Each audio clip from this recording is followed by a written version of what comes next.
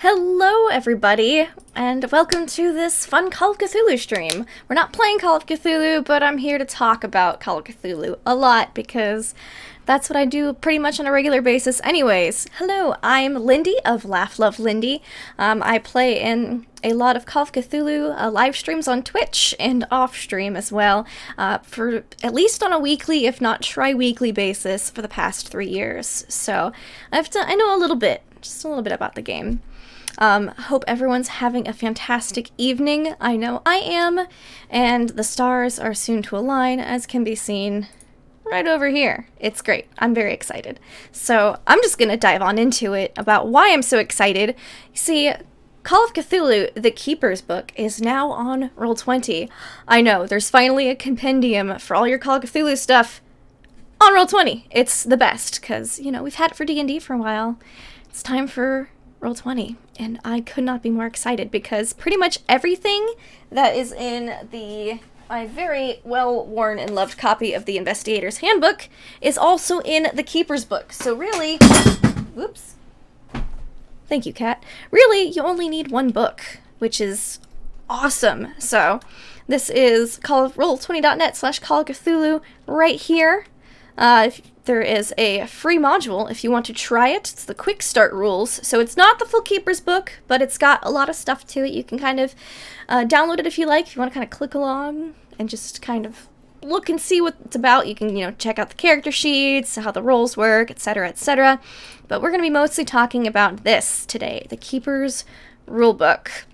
And if anybody has any questions while I'm talking about this, please, please, please put them in chat, because I'd be more than happy to answer them. I may not have an answer immediately, but that is why we have this Keeper's Rulebook here. So if I don't know it off the top of my head, we can look it up. So it's got a compendium, which is amazing. I've been flipping through it all day. There's 2 modules, Crimson Letters and Amidst the Ancient Trees. Crimson Letters seems to be a bit more investigative, and Amidst the Ancient Trees seems to be a bit more on the combat-y, action-packed side. And a character art pack, so you can have fun tokens and stuff for NPCs or players. And yeah, it's just really cool. So I'm going to be looking more at Crimson Letters, because one of my favorite parts about Call of Cthulhu in campaigns is that usually at the beginning of a campaign, there's this nice slow burn period where everything's just fine and hunky-dory, and then slowly things are out of place or seem wrong, and it's just... ooh, it's so good. It's so good. So when stuff actually really starts to go downhill, you've had that slow burn period to have realizations about things, and it's so good. Can't say enough good things. So we're gonna be looking at Crimson Letters, which I already have up, because it's really super duper fun. And if it's in one-shots, you don't typically have as much of the slow burn. Usually there's a bit of getting to know the people at the beginning, and something happens, and then, typical one-shot stuff. But Crimson Letters is a scenario. They're not necessarily one-shots, but we will be flipping through it. But before we flip through the scenario, which there's a button that says Start Here. I'm gesturing as if you can see my hand. There we go. With Roll20 info, with some nifty shortcuts and stuff, and then the actual info. But we'll get to that after we look through the compendium a bit, before we look through the Keeper's Rulebook, because I'm guessing you're going to want to know how to play a bit before we just dive into a module. I just get so excited. So if you start looking here, there's items, monsters, rules, and spells, and you can also search. So if we search Keeper, you got the Keeper's Rulebook, the compendium, a section for new keepers. So we're just going to go to the Keeper's Rulebook, which is right here. I'm going to put that nice and center for you guys so you can get a good look. So it contains the core rules, background, guidance, spells, monsters of the game, Keepers of Arcane Lore, which is one of the coolest titles for Dungeon Master. I'm not going to lie. Yes, I'm the Keeper of Arcane Lore. Makes you sound like a badass. So we've got the chapters. There's chapter 14 main chapters, and then you've got scenarios and appendices. So scenarios are in the separate little module things on Roll20. So really, we only have 14 chapters here. And chapter 1 is your basic introductory chapter. And there's also really cool art that got included in the Roll20. It's really neat. So introduction, you've got some H.P. Lovecraft quotes throughout, which are really spooky, and I'd read them all, but there's a lot of them, and I mean, you should just go read some H.P. Lovecraft for yourself if you're interested, because it's pretty good, at least a little kind of spooky. So obviously, this is a very mysterious, horror-esque game. It can be as much or as little horror as you like. I've played in some scenarios where it's just like, oh no, it's a cult, and that's it. So I've played through things where magic is going crazy and everyone loses insanity very quickly. So it can be as much or as little outer-worldly horror as you want it to be. Also, the players, the adventurers in this campaign, are called investigators, because usually you're investigating something. Usually someone goes missing, or something's been stolen, or there's some weird, crazy, random happenstance, and you have to go check it out. And it seems mundane at first, but then you lose sanity, and you find out it's all some outer horrible plot, or cultists. It's generally safe to assume that cultists are involved in most things. So, you'll encounter sanity-blasting entities, monsters, and insane cults. See? Cultists. Already mentioned. It's been one paragraph. Lots of tomes of lore, spooky books. If it's bound in an unrecognizable substance, you probably shouldn't read the book, or if you do read it, you're probably going to lose some sanity. So it's very heavily based in most of the scenarios that I've seen for Call of Cthulhu are based in the 1920s, 1930s, though I have both seen and played in some 1800s Cthulhu. I've played in some 1940s Cthulhu. I've played in modern Cthulhu games. So there's a little bit, it's really, you could stick it in whatever era you like.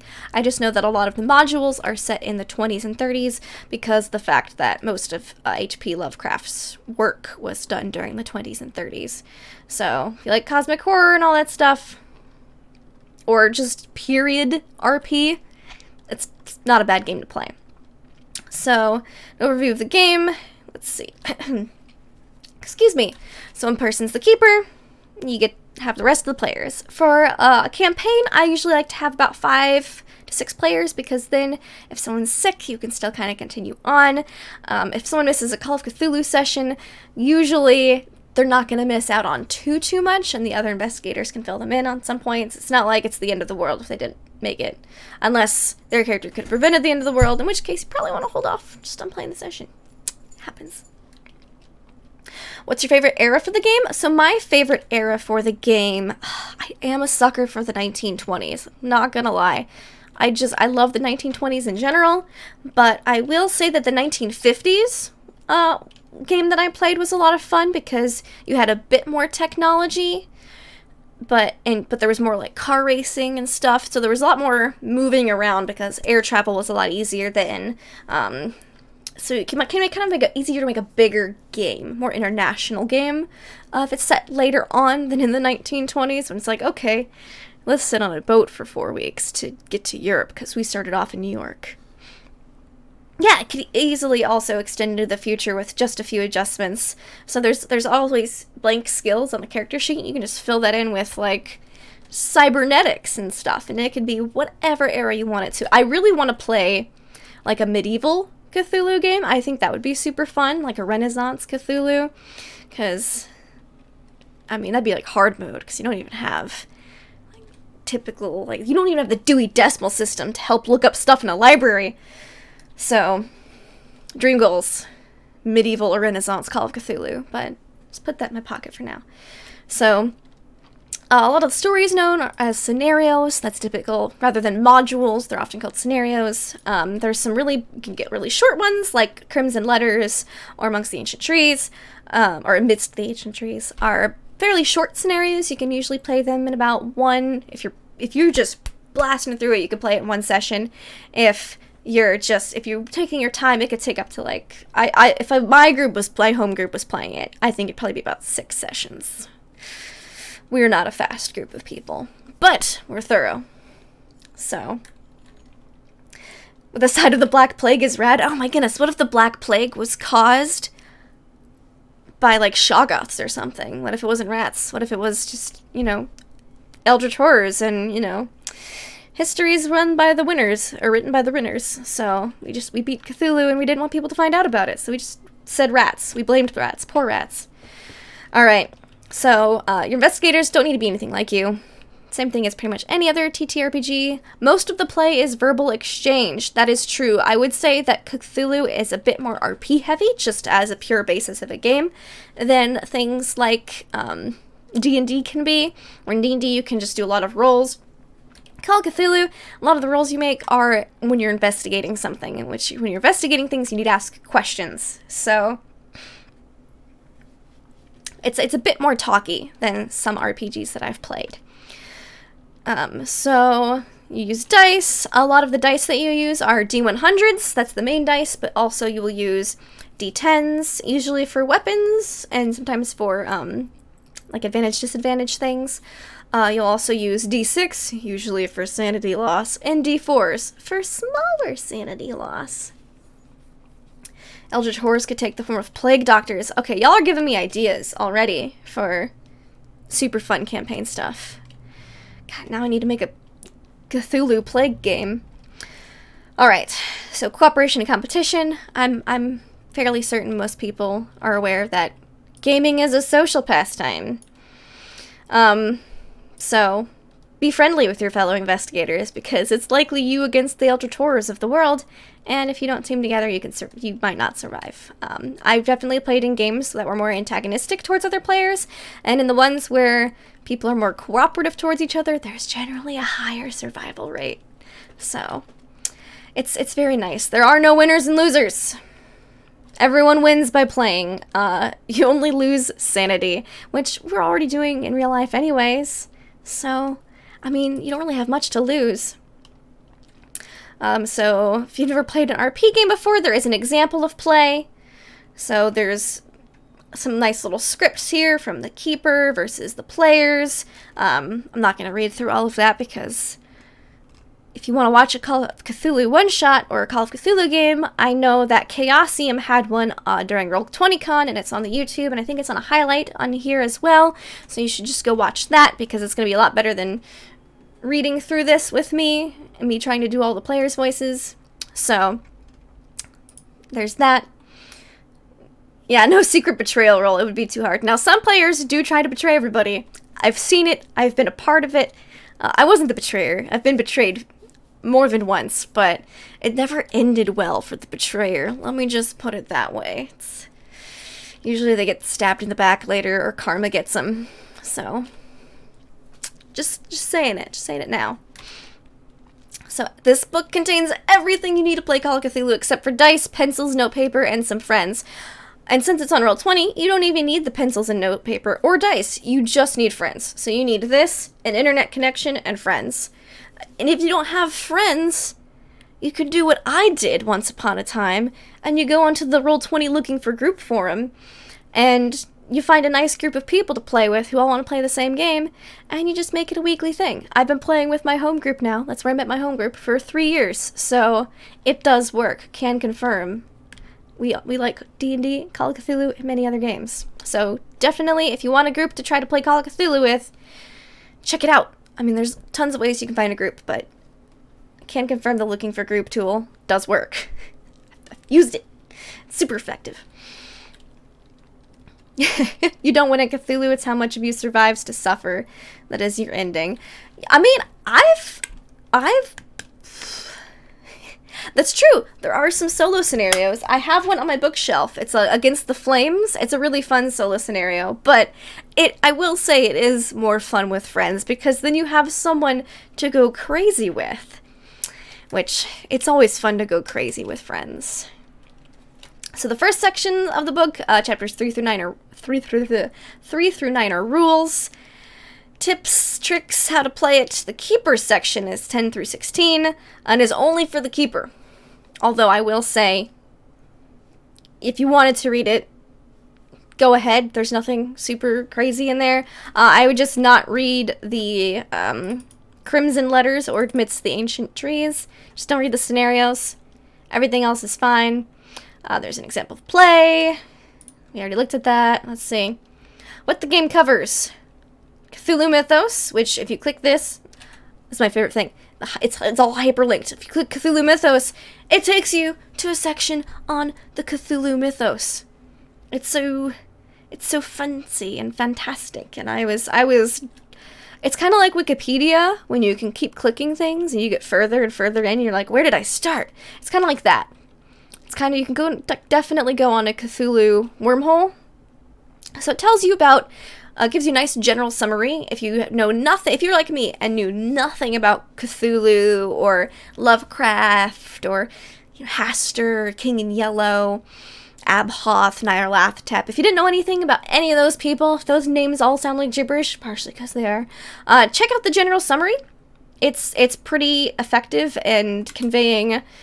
You've got the elder gods, outer gods, and other gods. Some have a little to do with humanity. Some are really involved. Nyarlathotep. And then some use some people as messengers. It does a pretty good job of summarizing the mythos behind it. But again, it can be as mythos heavy or light as you would like. It really just depends up to your keeper. Got some other alien species in here. So you got Bayaki, and they got, it's a decent, look at that art. Gotta love it.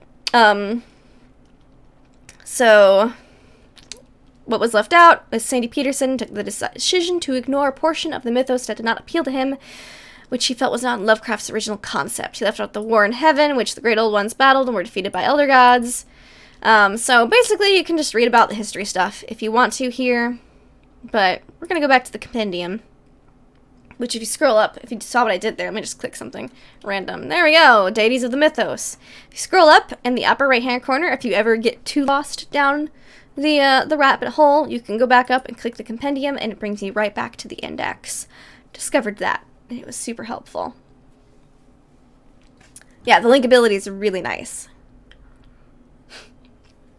Best of the worst, yeah. I'm a very improv-heavy DM, so usually the rabbit holes seem to just kind of inspire me a bit more. I'm definitely a rabbit hole person. But we covered the mythos. We looked at all this stuff. Now, this is a really good chapter. Creating Investigators. You click the chapter, brings you to the top. There's some more cool art here. I don't know what this is supposed to be. It's not an elder thing, but it looks kind of cool. I really hope that's not like the back of its face and it's just all tentacles. I don't know. I don't have to personally see it in real life ever, so I'm okay with that. So yes, you're an investigator. Your adventurer is an investigator. Cthulhu. That'd be super fun. Try to catch all the eldritch beasts. Super dangerous, though. I don't expect many people to live. So yeah. This has everything you need to make your character from scratch. So we go here, creating your investigator. Step 1, generate characteristics. These are your stats, like strength, agility. Like if it was D&D, it'd be strength, agility, or strength dex, constitution, wisdom, intelligence, charisma. Here, it's slightly different. There's about 9 of them, I think. See if your characteristics, which determine a few other things. Occupation. Love occupations. Occupations are basically like backgrounds would be in D&D. But way cooler and have way more effect on your class, so to speak. There's not really classes in Call of Cthulhu. Occupation is kind of background and class smushed together, and you can kind of do what you want because skills and skill points are how you decide what you're good at in things. Your backstory, self-explanatory, and equipment. So generate your characteristics. This is when you need a lot of D6s. So you've got strength, constitution, size, dexterity, appearance, intelligence, power, education. So those are your stats. They're a little bit different, and we'll kind of go over each one of them because they're interesting. And there's a pre-gen character in here if you want to look at pre-gens, but we're just going to go over the basics. So strength is 3d6 multiplied by 5. So if I was to go over here, whoop, and take 3d6, boop, it'd be 13 multiplied by 5, so my strength would be 65. And you'd plug that into your character sheet. Now, if you don't want to roll all these things manually. I recommend for the first time that you make a character, definitely do go through this and go through it, because then you understand how it all works. But if you're like me and you're like, oh, sure, I'll play in the Call of Cthulhu game that starts in 5 minutes, you might not have the time to try to do the mental gymnastics of what's 16 times 5, because math is hard. And so there are some really good websites you can go to just for quick character gen. There's also some pre-gens in this Keeper's rulebook. Like right here, we've got pre-generated characters. We've got Harvey Walters, who's right here. So that's underneath the journal.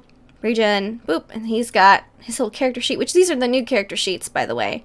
I'll show you guys an example of the old ones when we get to looking at the character sheets, but pretty cool. So you have some pre-gens, but if you want to make something real fast, there's a website called DeHole's House, which is D-Hole, like a hole in the ground, S-House.org. It's really great for making pulp and regular characters.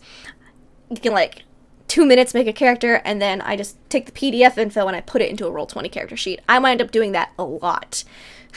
Like at least on a monthly basis for random Call of Cthulhu things. So, but this is super fun. Strength is your muscle power. It also determines your like damage bonus you might have in unarmed combat or melee weapons. It also determines no, I don't think it determines your health, but strength is good to have. It's good to have some strength. Though I will dump it in a heartbeat if I'm playing like a scientist or something. Like, I'm a scientist, I don't need to be strong. Constitution. I do not recommend having low constitution. It's your health, vigor, vitality. If you get poisoned, you'll have to make a constitution check. It also has a very good factor on what your HP is, so definitely constitution's good. Size. How tall and big you are. To see overall, if you're small, you have a small size, something like 35 to 45, you could probably be like, let me squeeze through this gap in this thing or crawl through this air vent. If you were like me at one point and had a character whose size was 85, you're massive, you're strong, you're not going to be able to squeeze through something. But if someone who's, size 45 tries to barrel past you, it's not going to happen because you're a whole, size category bigger than them, because size categories are a thing. Most people are size 0 to 2, 2 being the extreme upper end, 2 being you have a size of 85 and a constitution of 80. You gotta be big and strong to have a size of 2. Most of the time it's 0 to 1. So size is pretty decent if you wanna be small and sneaky, or if you wanna be big and strong. Dexterity. Dexterity is good for combat heavy scenarios, or if you're gonna be running from something, because your dodge score, which lets you, try to move out of the way of bullets, Matrix style, or even melee. That's half your dex score. So if you have a dex of 80. Your dodge score is going to be 40 unless you put skill points into it. So it's not a bad idea to have a decent dex, because sometimes you just have to dodge or run away from something really quickly because your speed goes off your dex a bit. Appearance characteristic. I have played characters that have an appearance of 90 and just stun everyone as they walk into a room because they're just so charismatic. And I've had characters who have appearance of 15 and no one pays them any attention, or ooh, you. So, a person with a high appearance is charming and likable, but may lack conventional good looks. Or you could just be really good looking. Someone with an appearance of 0 is appallingly ugly, possibly with a whole detestable demeanor, provoking comment and shock everywhere. So, it's good to kind of be middle ground. Yes, illiteracy can definitely be an advantage in Call of Cthulhu, where we get to intelligence. Intelligence is how well investigators learn, analyze, and remember information and solve complex puzzles. I can talk. The amount of int seems to contradict another characteristic, there's another chance for role-playing and further divining your investigator. For example, an investigator with a high education and a low int might be a pedantic teacher or a sideshow performer, someone who knows facts but not their meanings. Conversely, a high int and low education might mean ignorance, such as an uneducated farm boy new to the big city. However, they would not be dull-witted. So there's 2 mental stats, which is int and education. So it's really fun to kind of play with those.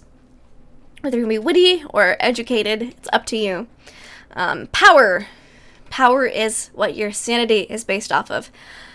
I highly recommend a good power score, because if you have a really poor power score, you're not gonna make it very long. I once made a character with a power score of 45, thinking, it'll be fine. I was on pins and needles the entire campaign because I was just teetering on the verge of insanity the whole time. Usually there's like a decline. I started off like halfway to crazy. So, you know, anything above like a 55, I'd say you're doing good.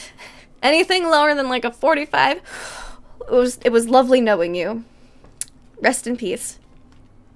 It also determines your power score for magic points. Determines your magic points. So magic points are a fifth of your power score. So if you have 80 power / 80 sanity, you would have 16 magic points. If you had 60, you'd have 12. Because certain spells, if you're like an occultist and you would know some spells, they have a certain power, like magic point cost. And if you didn't have 16 magic points, you wouldn't be able to cast the spell. So if you want to play a caster, something with a high power would be good. And of course, education is your literacy, how educated you are. I will say education is the lesser dangerous stat between education and intelligence, because there is a thing in this game called idea rolls. So if you get stuck on kind of something, or if you missed a puzzle piece or a clue, sometimes your keeper will call for an idea roll. And in that circumstance, you'd roll an intelligence check. And you'd put the pieces together and you'd be like, oh, this is what's going on. And it can be very helpful in some circumstances. Or if you have a particularly sadistic DM or keeper, you could see something really kind of a little messed up and they go, make me an idea check. And then you succeed on your idea check and you find out that there's like another deeper messed up layer to the initial messed up layer that you saw earlier. And then you'd have to make a sanity check. That's the kind of keepers I've played with in the past. And you're like, so you hear make an idea check and you're like, no! But it can actually be really good and helpful in certain circumstances. So if you have a kind, benevolent keeper and they're asking you to make an idea roll, it's probably just because you missed something. Or you might pick up an additional clue. If you have cruel's not the right word. Just a menacing, crafty, conniving. If you have a conniving keeper and they ask you to make an idea check after something spooky, it's probably because they want you to make a sanity check. So, idea comes from intelligence, and it's a really fun idea. Luck. Luck, luck, luck, luck, luck. This is my favorite stat in Call of Cthulhu. This right here. When you make an investigator, you roll 3d6, multiply it by 5. That's your luck score. Luck is amazing because I've pulled luck from this and put it into other systems. That's how much I love this mechanic. So, say you have a luck score of 50, and you're going through and you're investigating a barn, and you say, hey, is there a pitchfork in the barn? You know, keeper could be like, I don't know, why don't you make me a luck check and see if there just so happens to be, you know, that pitchfork or that can of kerosene that you're looking for your lamp. And you roll, and if you get 50 or under, yeah, it's there. Congratulations, you found it. It's amazing. If you're above a 50, oh, sucks to be you. There's nothing here. Keep looking. Good luck. So, I've had people ask me in D&D, hey, is there the possibility that this is in the room? Rather than going, I don't know, maybe, let me think about it. I just tell them to roll a D100, and I kind of usually set the luck score at 50.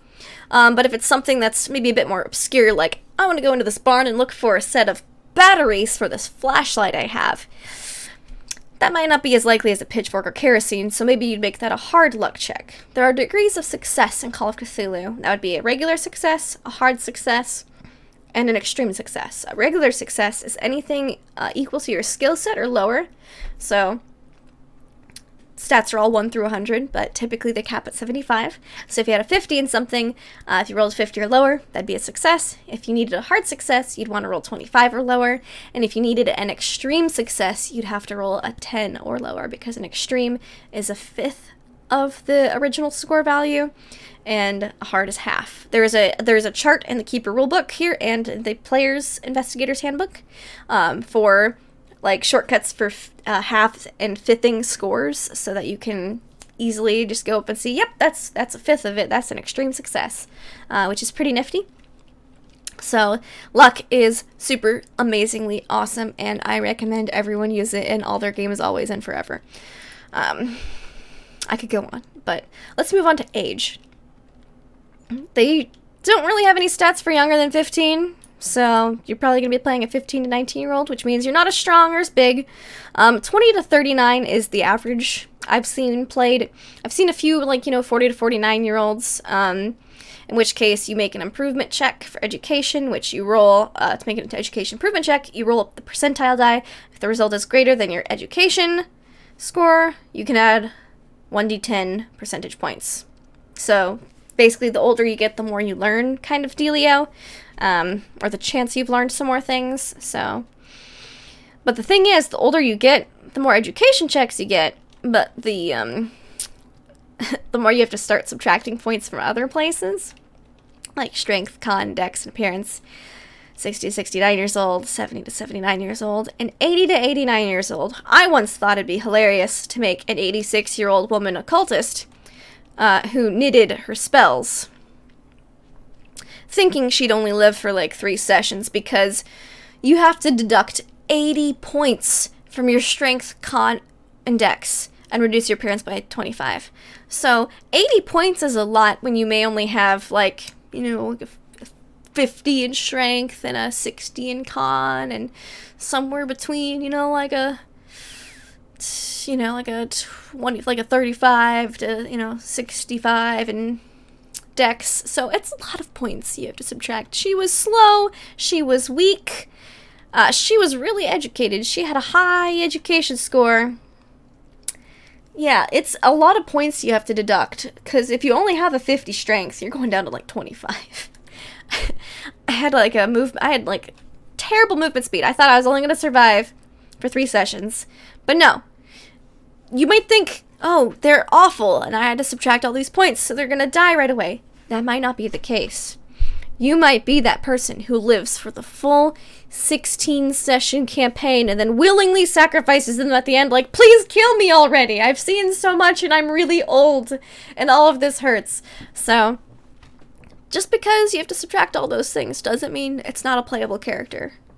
Just so you know. It just pains you a little at character creation, oh, I'm so weak and old. I really hope that's not what aging in real life is going to be like. If I feel like I've deducted 80 points from my skill stats when I'm 80, I'm going to be very sad. It's probably accurate, but I don't want to think about it. Yeah, so see, there's half and fifth character values. I was talking about that earlier.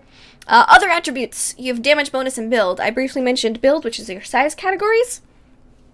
A determined damage bonus. You add your strength and size together. So it's also your build. So that one character I had that was 85 size, 80 strength, she was here at 165 on the size chart. She was a build of 2, and she did 1d6 damage whenever she punched something.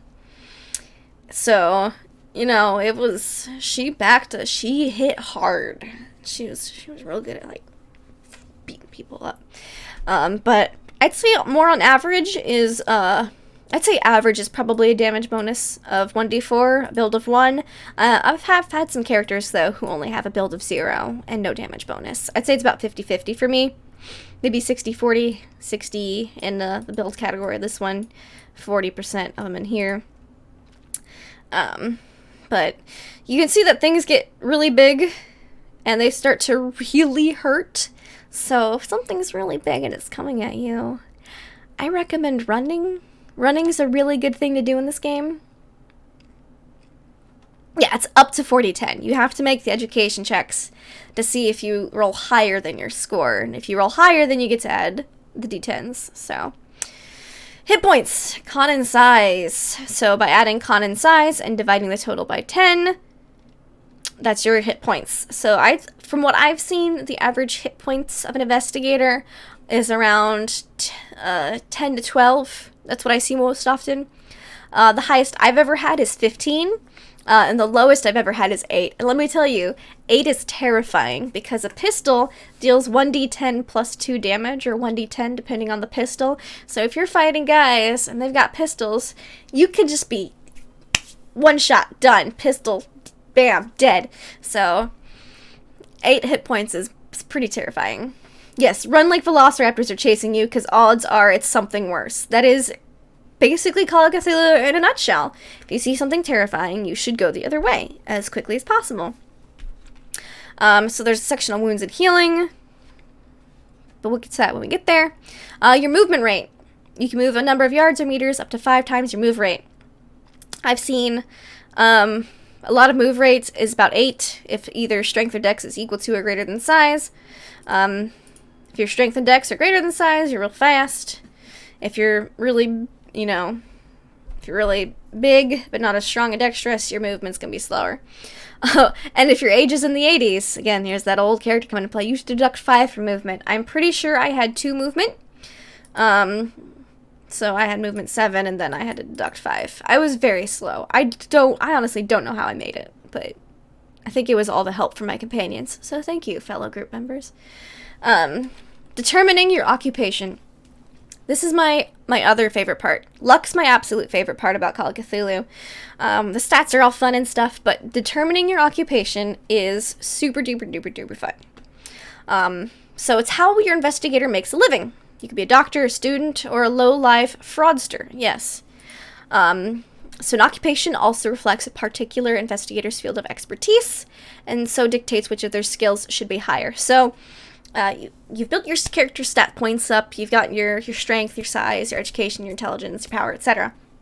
You figured out your sanity, your magic points, your occupation. So you get 2 types of skill points. You get an initial group of skill points. That's from your occupation. So if you're a doctor, it's going to be things like spot hidden, medicine, first aid. If you're something like a soldier, it's going to be rifles and handguns. It's going to be dodge. It's going to be things like that. Maybe drive auto, because that's a skill, driving automobiles.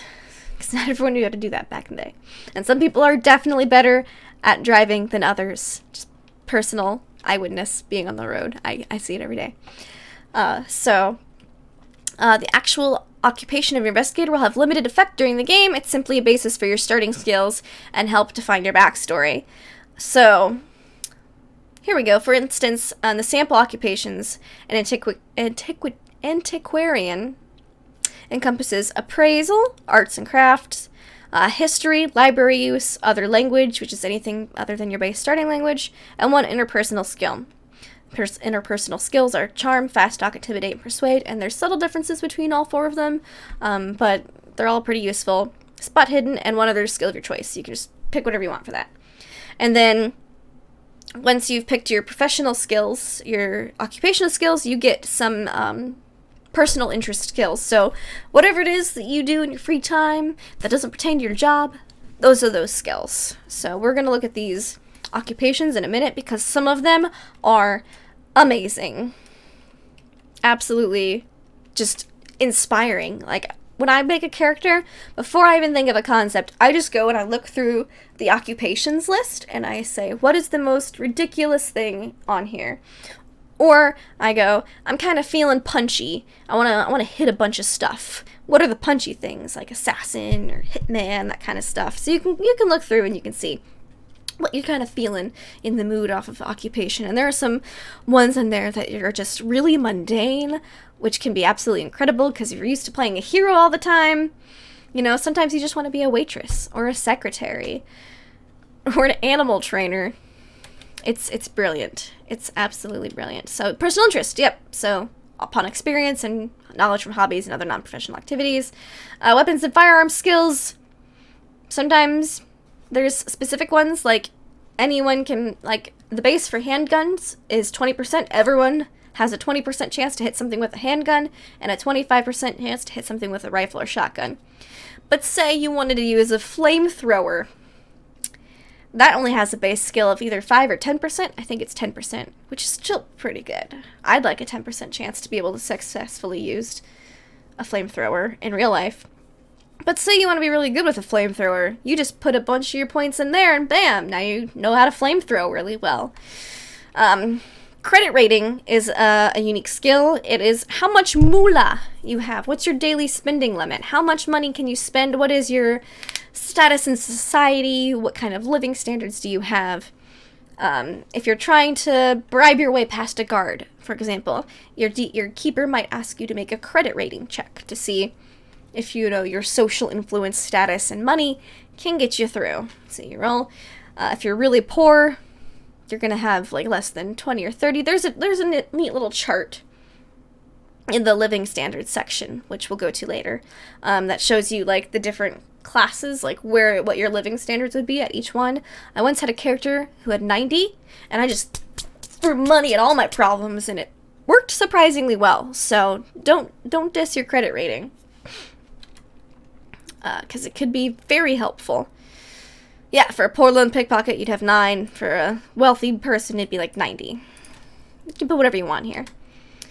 Some things to consider when choosing an occupation. Whoever it is you want to be. Psh. Also, yes, you might want to consider your investigator's occupation and skill set in relation to other players. For example, you might not want a group of 4 doctors. Nothing says you can't be a group of 4 doctors, because there's so many specializations of doctor. There, you could be a war doctor and actually know how to use guns. You could be a veterinarian. So there's nothing saying you can't, but just like any good party, you might want to talk with your fellow party members and see if there's something specifically you guys should, don't want to double up on, because it is a good idea to have a broad range of skills.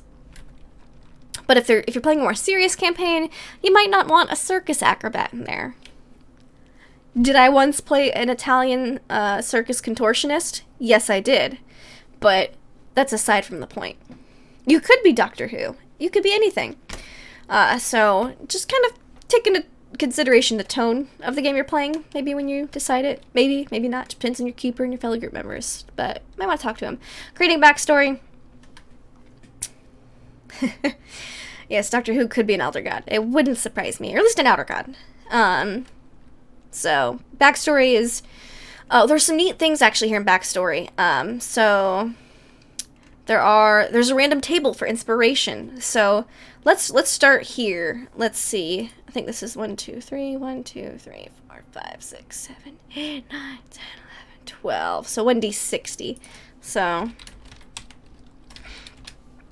58. So we go 2. So this character is strapping. So you can choose rather than roll, or you could roll. But just get a quick backstory. Strapping. So this is a strapping investigator who, you go over here to the dice, you can click a d10. Let's see, 4, who has a belief in fate, karma, the class system, superstitious. So this is a strapping young lad who believes in karma. Significant people in their life. A famous person, your idol or hero you may have never met. Maybe they idolize like a boxer, like Rocky. They think Rocky is the coolest person ever. Why are they significant to you? Alright, let's see why this famous person's significant. A shared experience. Maybe he's a strapping young boxer who believes in karma as well. So, it's really easy to make up. There's some really nice random tables to, if you don't want to put in a lot of brain work to making up a character. Special place is a place for socializing.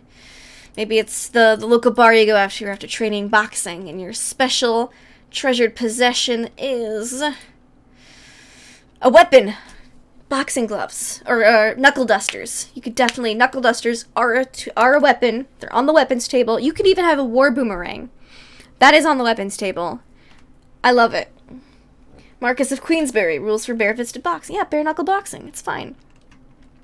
And let's pick a trait. Let's give him a trait for this young, strapping boxer lad. He's ambitious! See, it just builds itself, these backstories. Background connection. You could pick one entry you feel is most important. So, additional details. Birth, place, what your preferred pronouns are, name, and a picture. So, for pictures, there is, under the little pictures tab up here at the art library.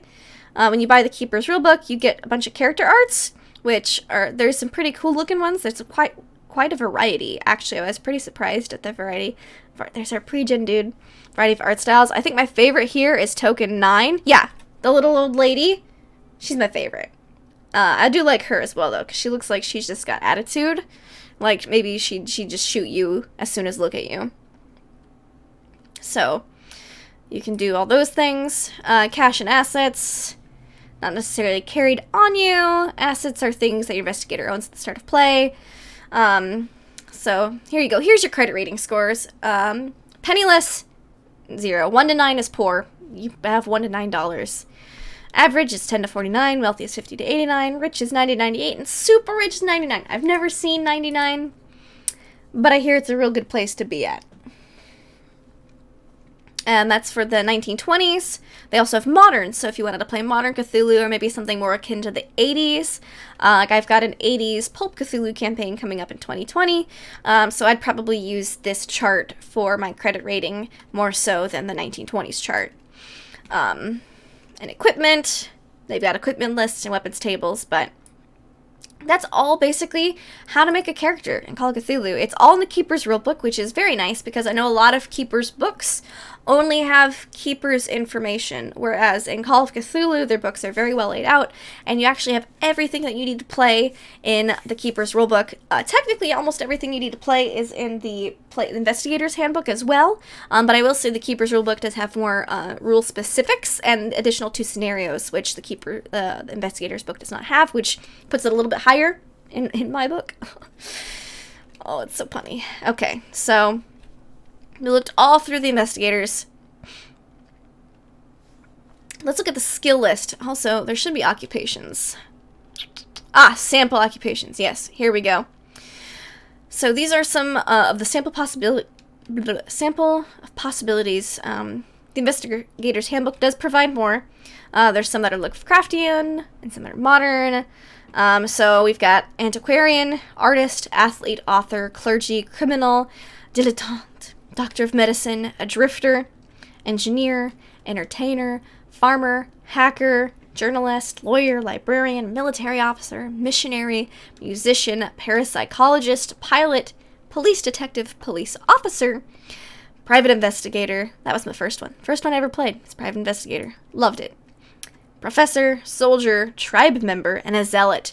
I will say my absolute favorite occupation. It's not in the Keeper's rulebook, but it's hobo. It's an occupation. You're good at like lockpicking, and it's my favorite. It's the best. I saw it and I was like, I need to play this. I also had a holiday one shot earlier this week in which I played an animal trainer, specifically a reindeer trainer, and 8 of my best reindeer had gone missing, and I needed to figure out what happened. So sample occupations are pretty good. It's got everything you need to start with. It's got a good wide variety if you want to play something more combat heavy or combat light, because everyone needs to be good at something. So the skill list. The skill list is also super duper fun. Actually, we're going to go to the skills rather than just the skill list because they list both all the way, but skills give more description. So you've got the regular difficulty, hard difficulty, and extreme difficulty. Again, half value and then a 5th value.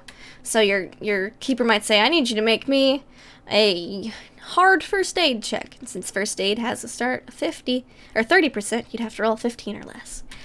So each stat has a base skill. Everyone has 5% in accounting. Everyone has a 5% chance to look through some accounting books and go, haha, this is what the thing is that we're looking for, which is fantastic. I really like that about the Call of Cthulhu system because say you're playing D&D, you don't have any bonus to intelligence, but you need to make an intelligence check of like 23 to make a save against something.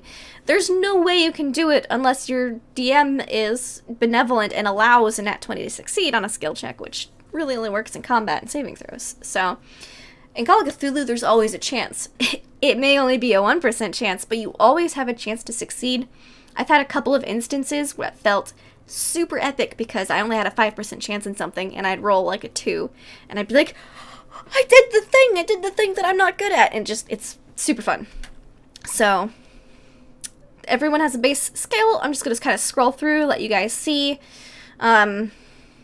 what skills are. Now, some of them are going to have signs next to them that say they're modern, and then some are going to say, like, uncommon, like animal handling. It's not on the base character sheet. It's uncommon, but you can command and train domesticated animals.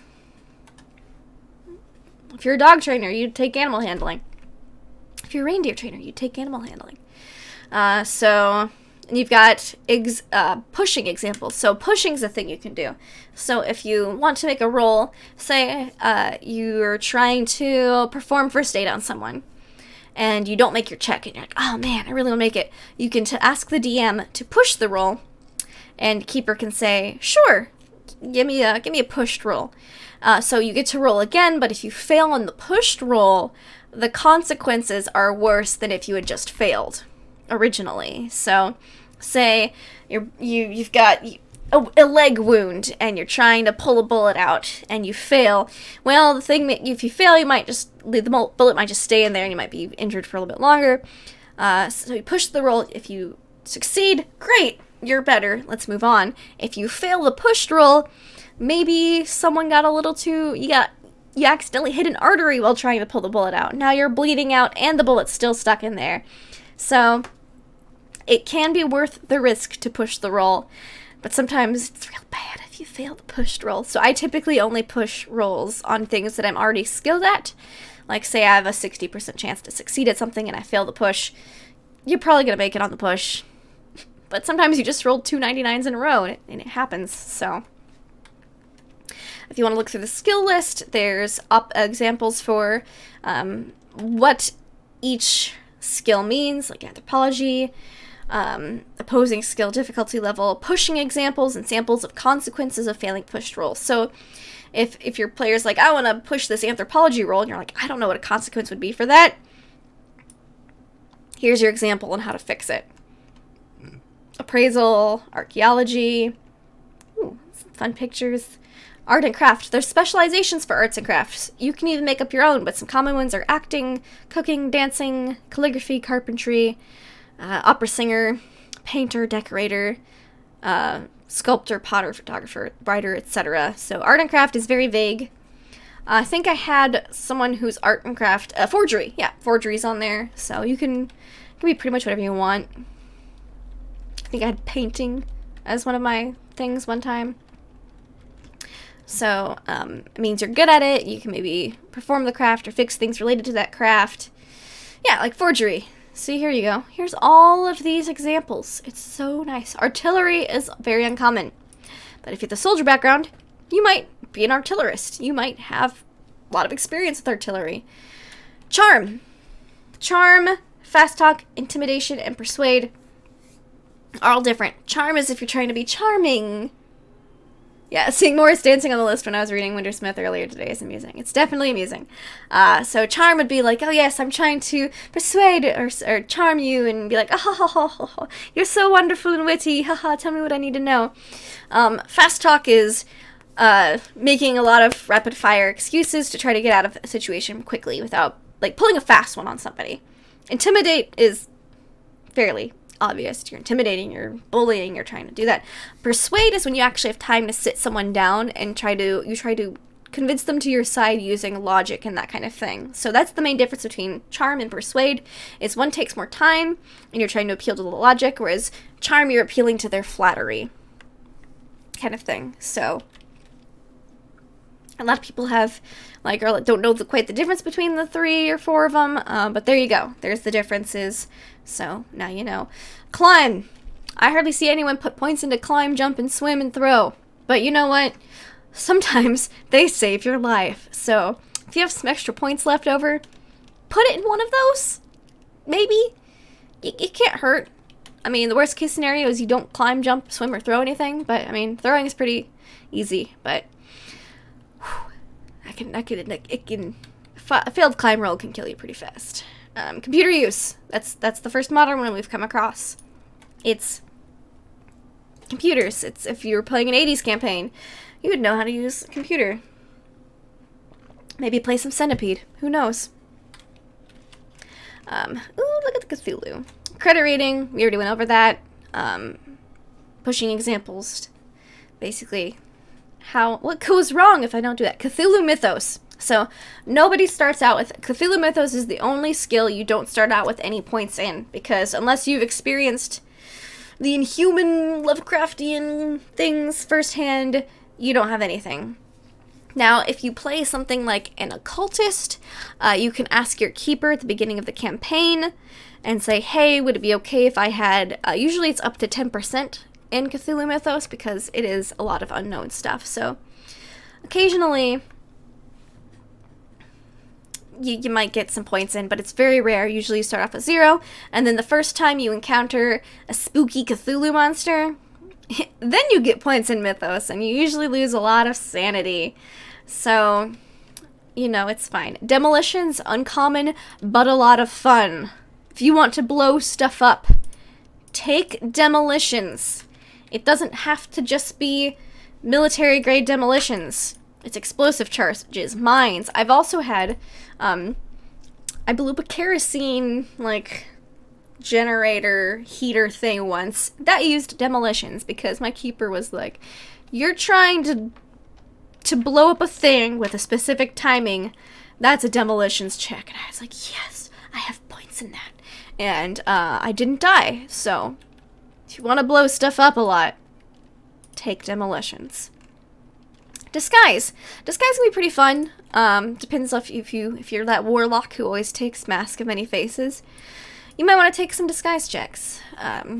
Get some different hats. If you have a hat, no one's going to know who you are. Molotov cocktail is typically more of a throw check. But if you had like a bucket full of Molotov cocktails, that could be a demolitions check. Shooting a gun at propane tank to probably that could be yeah, that could be a demolitions check if you're setting a fuse. Or if you're trying to wait for a specific timing, like a specific place to hit the propane tank. If you were trying to hit a propane tank with a gun, I would probably make you make a demolitions check to set the propane tank in the right place, assuming it's a trap-like scenario. And then like a rifle check or a handgun check to make sure you hit it. Otherwise, if you're just kind of like maybe setting a fuse for it or have like a tripwire to set the thing to go off to fall and make it go kaboom, that would be a demolitions check. Anything that's a bit more premeditated, or dynamite, that would be a demolitions check. Disguise is fun. Diving, I have never seen diving used.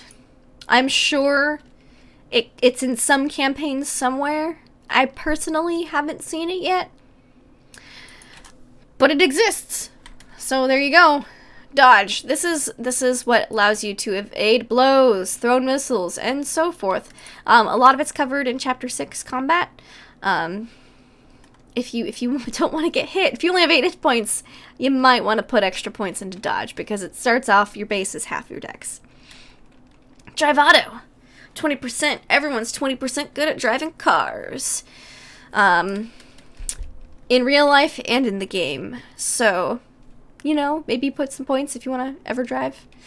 Though I've had miraculously good luck driving autos in games. Knock on wood there.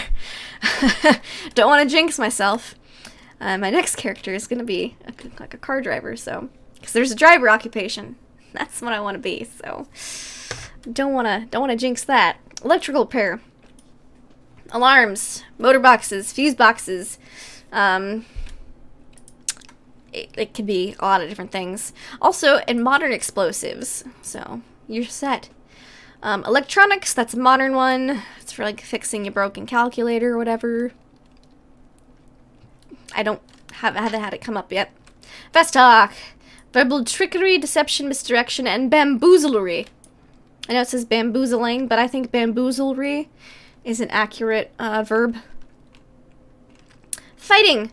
Specializations. Skills vary. So yes, fighting is your skill in melee combat. Here's the basics right here. Axe. Everyone's 15% good at using an axe. Everyone's got a 1 in 4 chance of punching somebody else in the face. You only have a 10% chance of hitting someone with a chainsaw, a flail, or a flamethrower, I'm pretty sure. If you want to garrote somebody, you got a 15% chance at it. You have a better chance of choking somebody out with a garrote than chainsawing them. Just the fun things I think about. Whip's 5%. I could see that. That's a little harder to snap it at the right time. But a sword and spear are both 20%. So you're as good with a sword and a spear base skill as you are with a pistol. So just think about that. Just think about that when you're building your character. You don't have to use guns. You could use a sword or a spear, which is another reason I really want to try medieval Call of Cthulhu, because it could be so much fun. So Firearms, you're 15% good at a bow, 20% with a handgun. Yeah, there we go. Flamethrower, 10%. Machine gun, 10%. So if you want to play a member of the Mafia who uses a Tommy gun, you'd probably want to bump machine gun up to somewhere like 60. Because those use rounds instead of... Machine guns or and semi-auto weapons are a completely different boatload than the base combat and require a good bit more reading. Thrown knives and other thrown weapons, those use the throw skill. It's a fun skill. Throw can be more important than you realize. When you see someone drowning off the boat and you want to throw a life preserver to them, have a good throw skill. Or it could get real comical and deadly real fast when 8 people try to throw a life preserver and no one can get it near the person. Sword in one hand, Tommy gun in the other. I mean, I could see it. Or maybe you have a sword, like for when people get too close for the Tommy gun. I've personally used both. I think they're both absolutely amazing. Tommy gun is a lot more math, though. I will say that right now.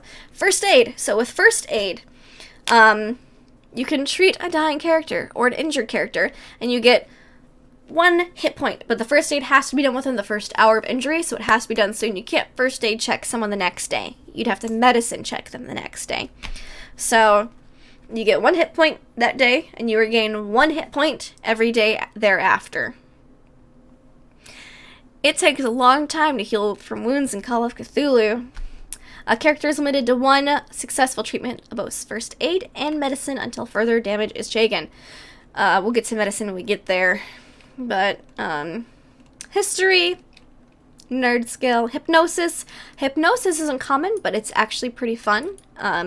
It requires a lot of power, because it's usually like a mental power check as well. It's kind of, opposed to psychology or power for an unwilling subject, but it can be very nifty on witnesses. Like, you did not see us murder these police officers. Stuff like that. It can be very helpful. Intimidate. Pretty explanatory. Jump! Pretty self-explanatory. If you want to play the floor is lava, I'd have someone with a very high jump score. Language other. So, yes, everyone starts off with a base education in their native language up to whatever their education score is. If you have an education of 60, I would speak English at 60%. If you wanted to speak another language at 5%, you can figure out what the language is. At 10%, simple yet very important ideas can be communicated, such as, I surrender. Where is the bathroom? Please don't shoot me.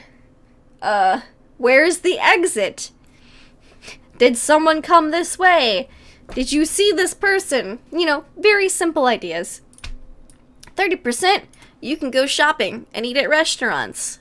Barter. Get a cab. Which is pretty good. At 50%, a skill, a person's fluent, and at 75%, they can pass for a native speaker. Now, personally, as a keeper, because that's a lot of skill points. And if someone starts off, say our campaign's taking place in New York, and everyone's in New York and has lived in New York for a while, but your character originally comes from Germany, I'm going to give you both English and German at your base education rate, because I'm not going to make you take 50 points in English. 50 of your very precious maybe only have a little over 100 skill points just to talk to the rest of the party. You can learn Elder Speech. You can learn Elder Speech, Hyperborean, etc. Let's see here. To identify an alien language, you have to use a Cthulhu Mythos or maybe an occult roll. Typically, ancient or unknown languages, such as Hyperborean, etc., should not be chosen unless agreed with the keeper. So I spent, because it was Hyperborean, my 86-year-old occultist lady, she spent 50 points in Hyperborean. So she was fluent, but she was almost 90 years old. She had lived through the Civil War and won World War. she deserved to know Hyperborean at that point. So my keeper said, yeah, that's fine. She's probably going to live 3 sessions anyways. 16 sessions later, actually came in handy on the last 2 sessions.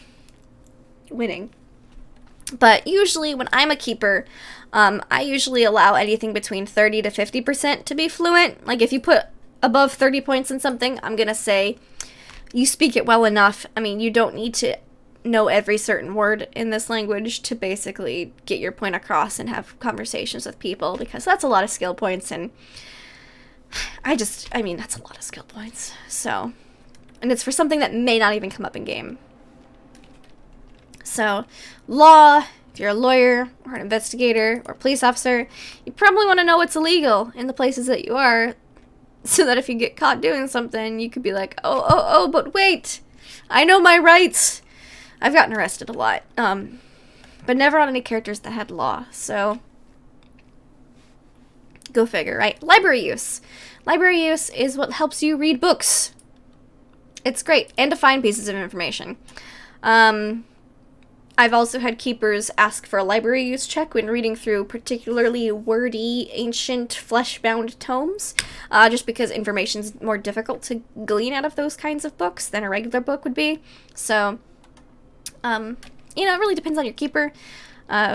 Sometimes an education check or an intelligence check would suffice as well, but if you're looking in a library or you're finding a specific piece in a large collection of books, it would definitely be a library use check. Listen.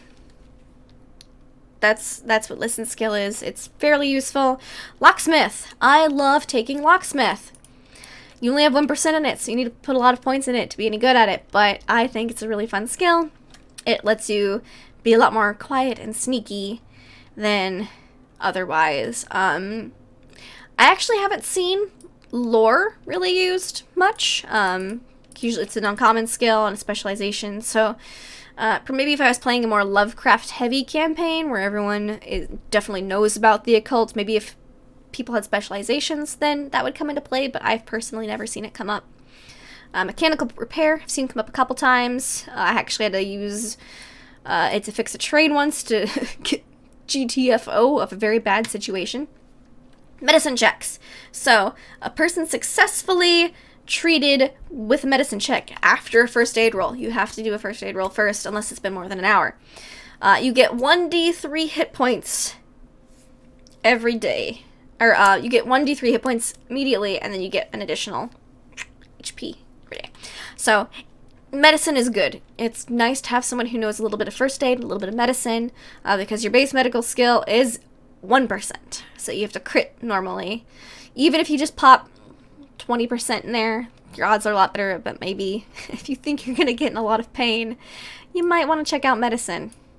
It could come in handy. Natural world is the druid skill of Call of Cthulhu. Navigate, compass maps, charts, occult, spooky stuff. Let's see here. Operate heavy machinery. I want to use a forklift. That's a heavy machinery roll. Also, sometimes I've had one of my keepers once made a train roll, a heavy machinery roll, because it's much different than a car. That was fun. Persuade, again, logic, persuasion. Let's see, piloting. Airplanes, helicopters, etc. A dirigible. I really want to pilot a dirigible at some point. Maybe I'll be a dirigible pilot. Coming up soon. Also, boat. You can be a boat pilot. Because that makes sense. Psychoanalysis.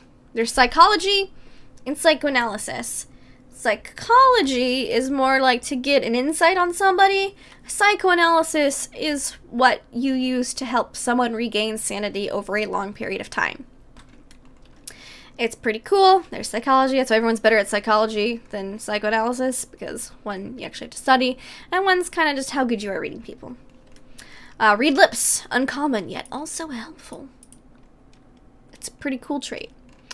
Ride. Horses, donkeys, mules, reindeer. Those all use ride. Science. Science is pretty fun. You can have any type of science. Mathematics, cryptography, botany, biology, chemistry, pharmacy. All the science start at 1% because, again, you're not going to know what genus this plant is unless you've studied it. Astronomy, though. I will say, if you're going to pick a science, typically in most Call of Cthulhu campaigns, astronomy is not a bad one to pick because a lot of times, the stars have to be right and so on and so forth. So, not a bad one. But there's a whole bunch of different examples. They're very good about giving examples of things in the book, so you're never really questioning what would this be or why. So I really like that about the Keeper's Rulebook. Sleight of hand. Yoink. Trying to be like, you didn't see me take that. Pickpocketing. Also, if you're a street magician, you'd have a lot of sleight of hand. Spot hidden. This is your perception check.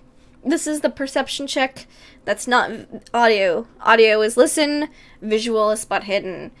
Also, spot hidden can be investigation. It's kind of like investigation and perception smooshed together, but divided between auditory and visual. So, I may have accidentally told one of my D&D players earlier this week to make a spot hidden check to find something, because I like Call of Cthulhu.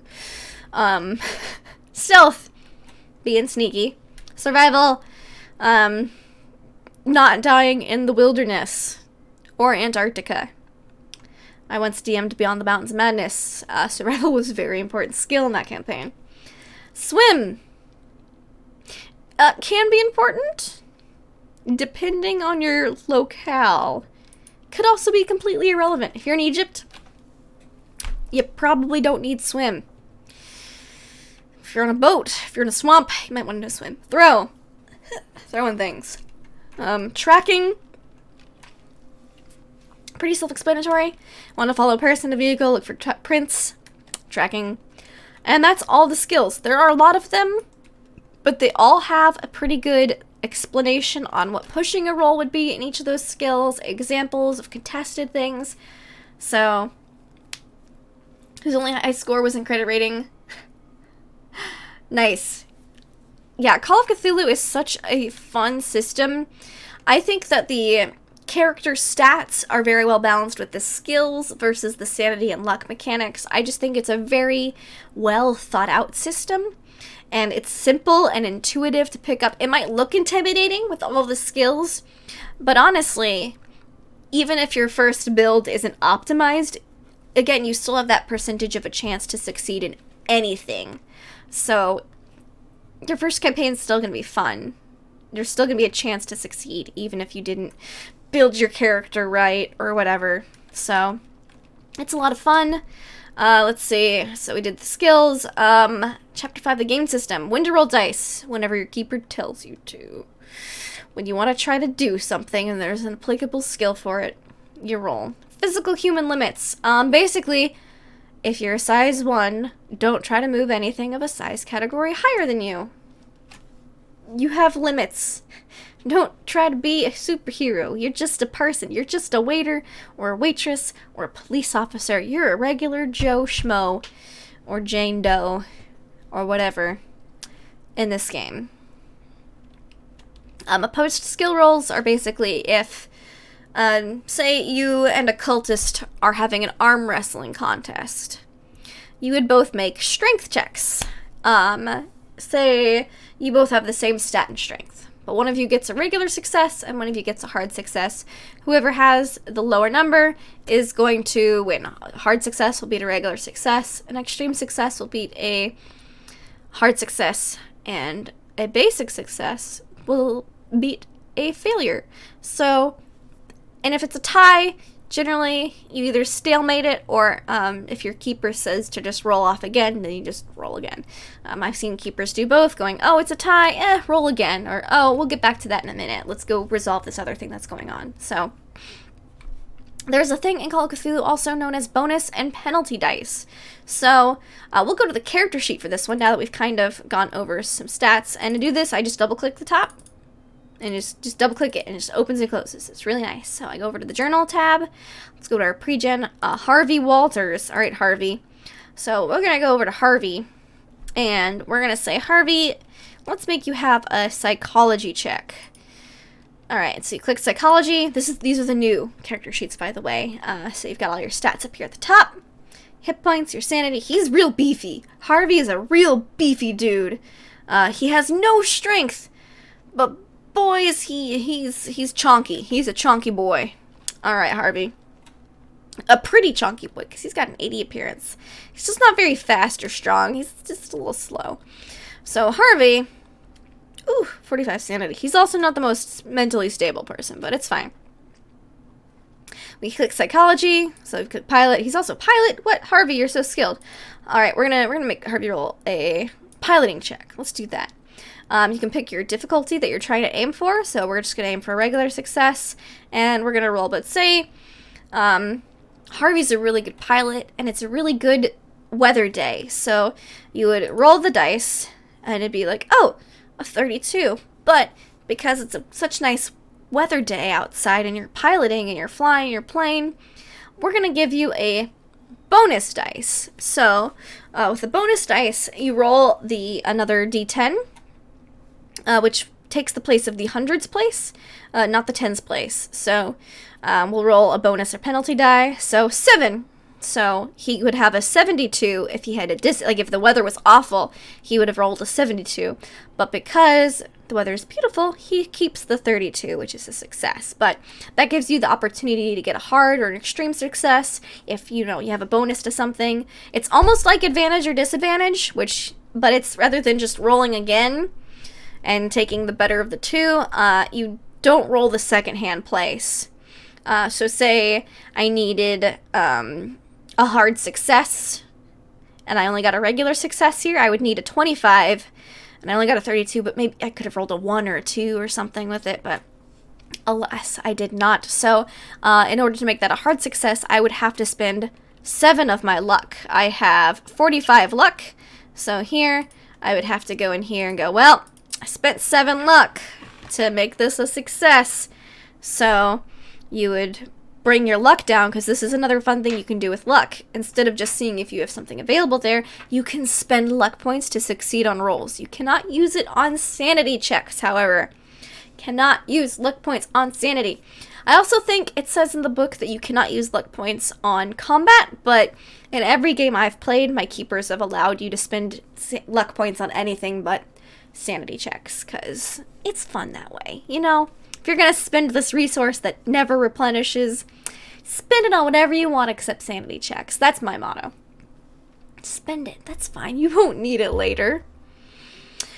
So we'd have to subtract 7 luck. So math would be 38. So you'd have 38 luck now. So now if you needed to make a luck check, it's harder. But no, click that luck. Click that luck attribute. Whoop. Oh, hey, I'm still in edit mode. There we go. Boop. Now it's harder for him to succeed because he only has 38 luck, but he made that hard piloting check. So, pros and cons. So that's basically bonus and penalty dice. It's almost like advantage, disadvantage, but you don't change the second hand digit. Some people I know just roll it with advantage or disadvantage because they don't want to deal with the second hand digit place. Both are fine. That's how Chaosium does it. So it just depends on your keeper in your group. I've seen it home ruled multiple ways, which in the book there's a section on home rules. They say if it works better for you, home rule it. So thank you, Chaosium. All right.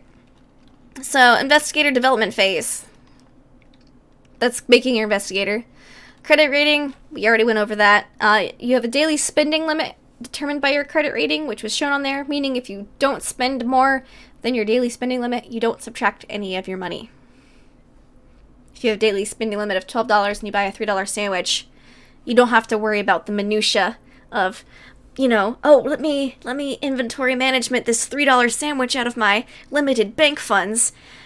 You're fine. You bought the sandwich. You're good to go. You had a job. You have money saved up. You're fine. But if you wanted to buy a shotgun, well, now you have to actually subtract money because that's over your $12 a day limit.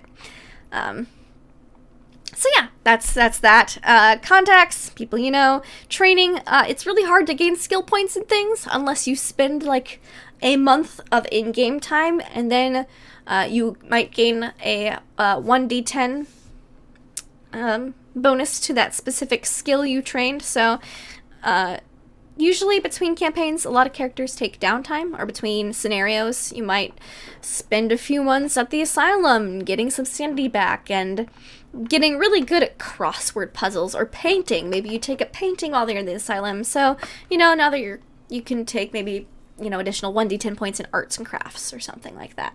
So, aging.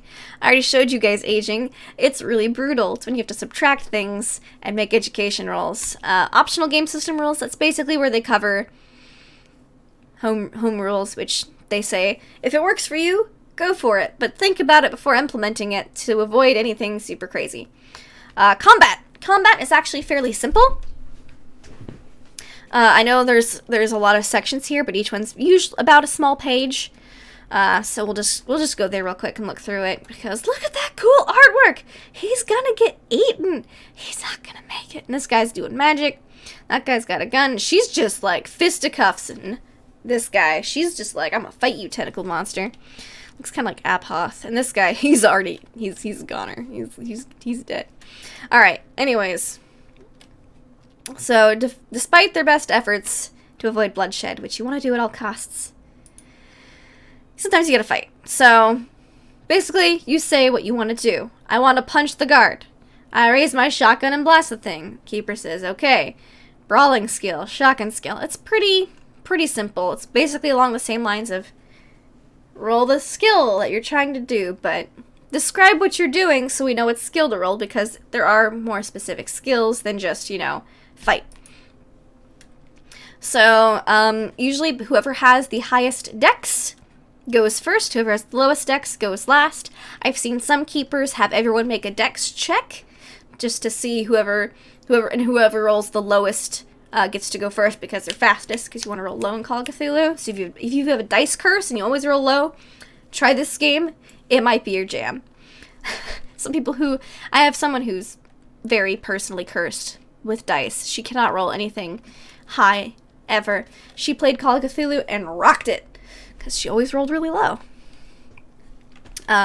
So yeah, highest dex, highest to lowest, or if you make your players roll, lowest to highest.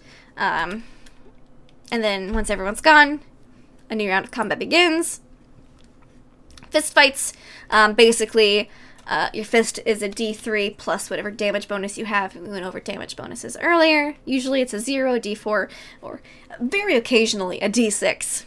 Our buddy Harvey here, he's not quite a d6 damage bonus. He's just a d4, but if we go to combat, let's see.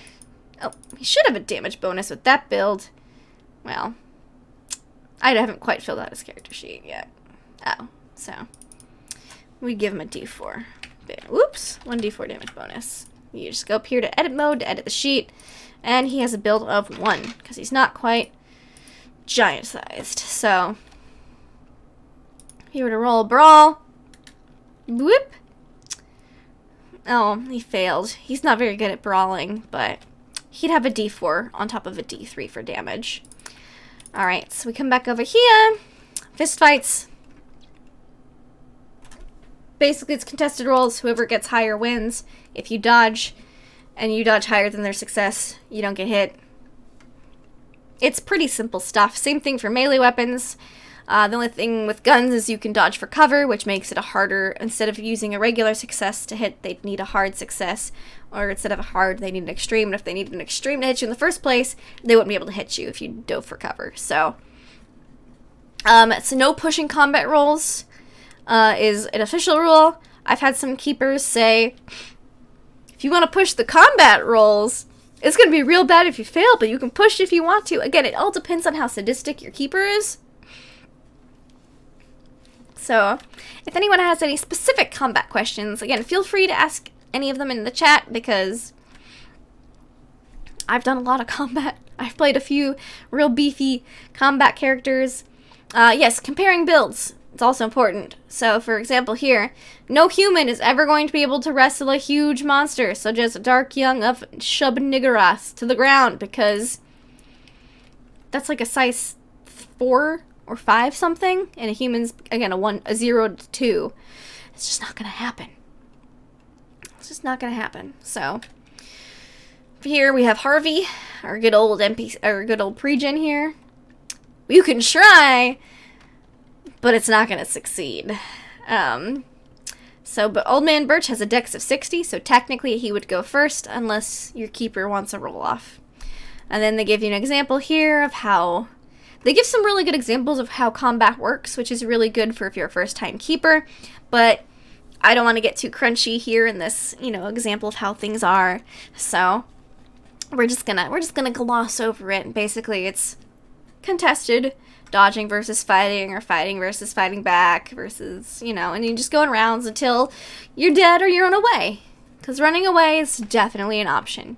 There is a bonus if you surprise somebody.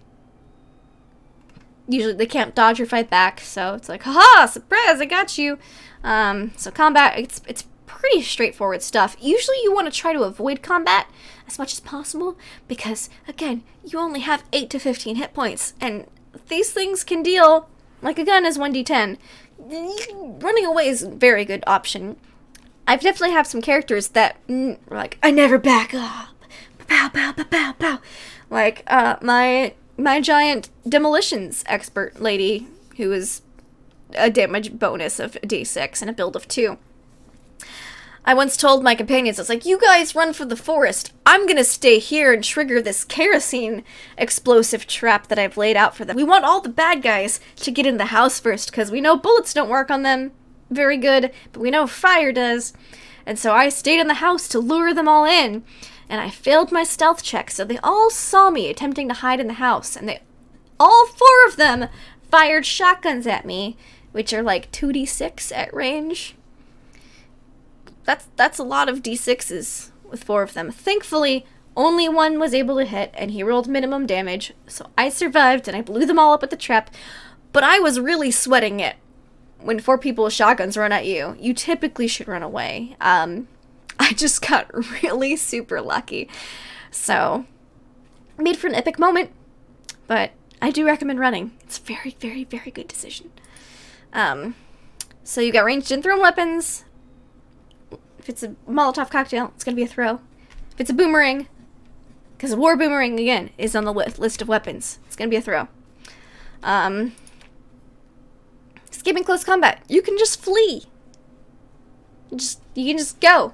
As long as you're not physically restrained, there's not, like, attacks of opportunity aren't really a thing in this game. So you can just run. You can just flee. Just run away. They encourage it. Armor, there are some armor options. I've never used any, but you've got leather jacket, helmets, Kevlar vests, military armor. So a lot of times your keeper might use some of this stuff, but I've never had armor as a player. Maybe next time I'll just get a nice heavy leather jacket and just be like, no, I love this jacket. It just makes me feel real safe. There's a combat flowchart here too if you find any of it confusing.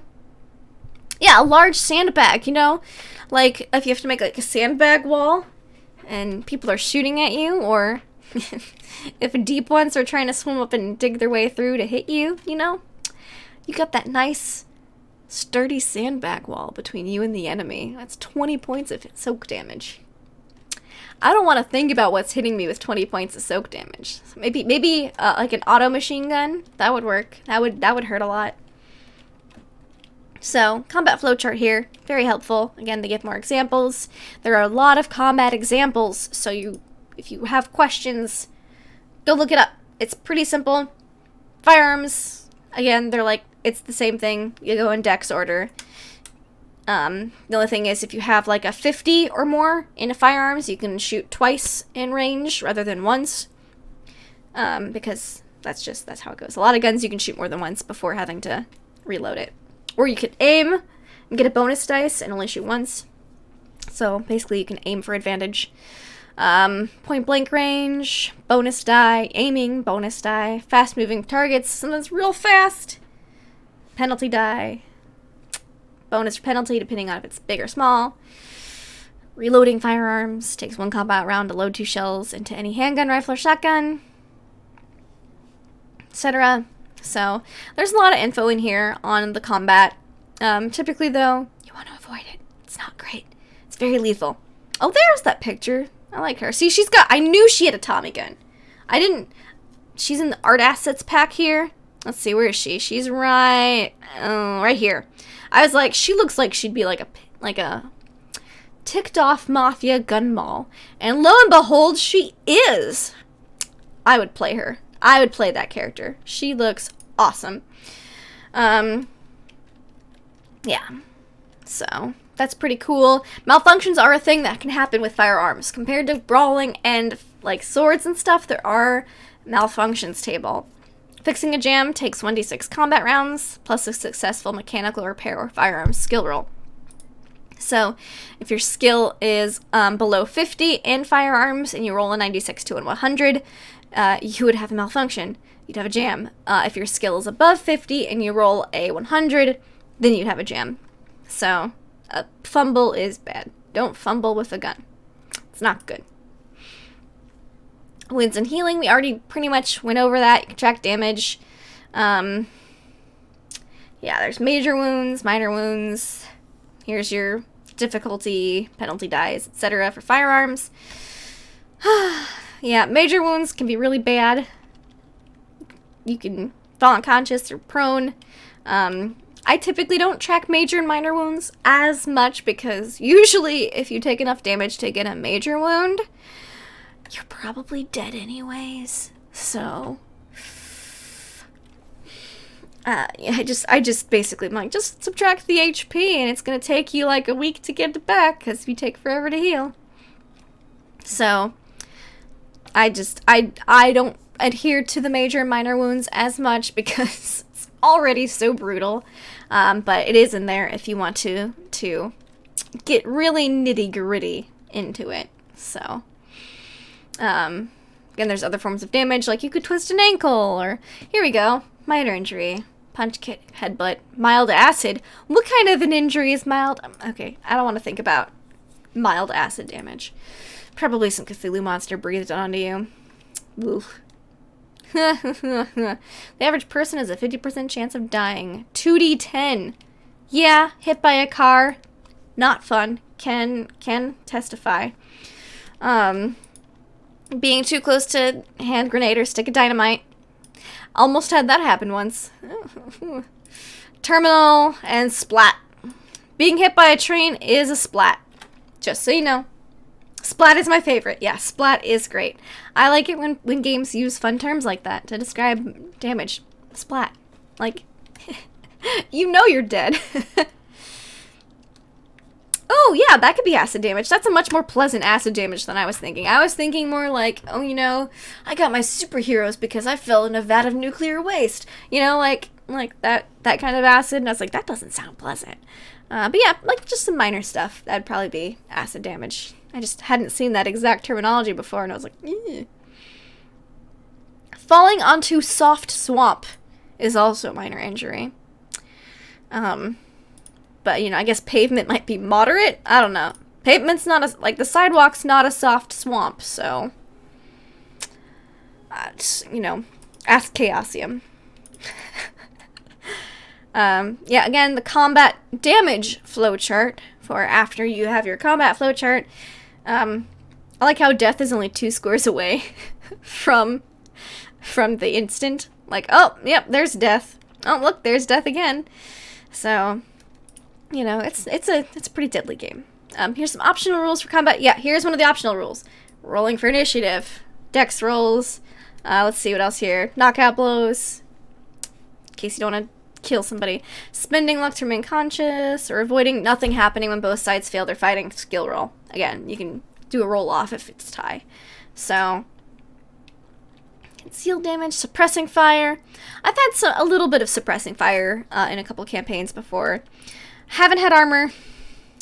It'd probably be nice, but optional hit locations. Ah yes, here you go.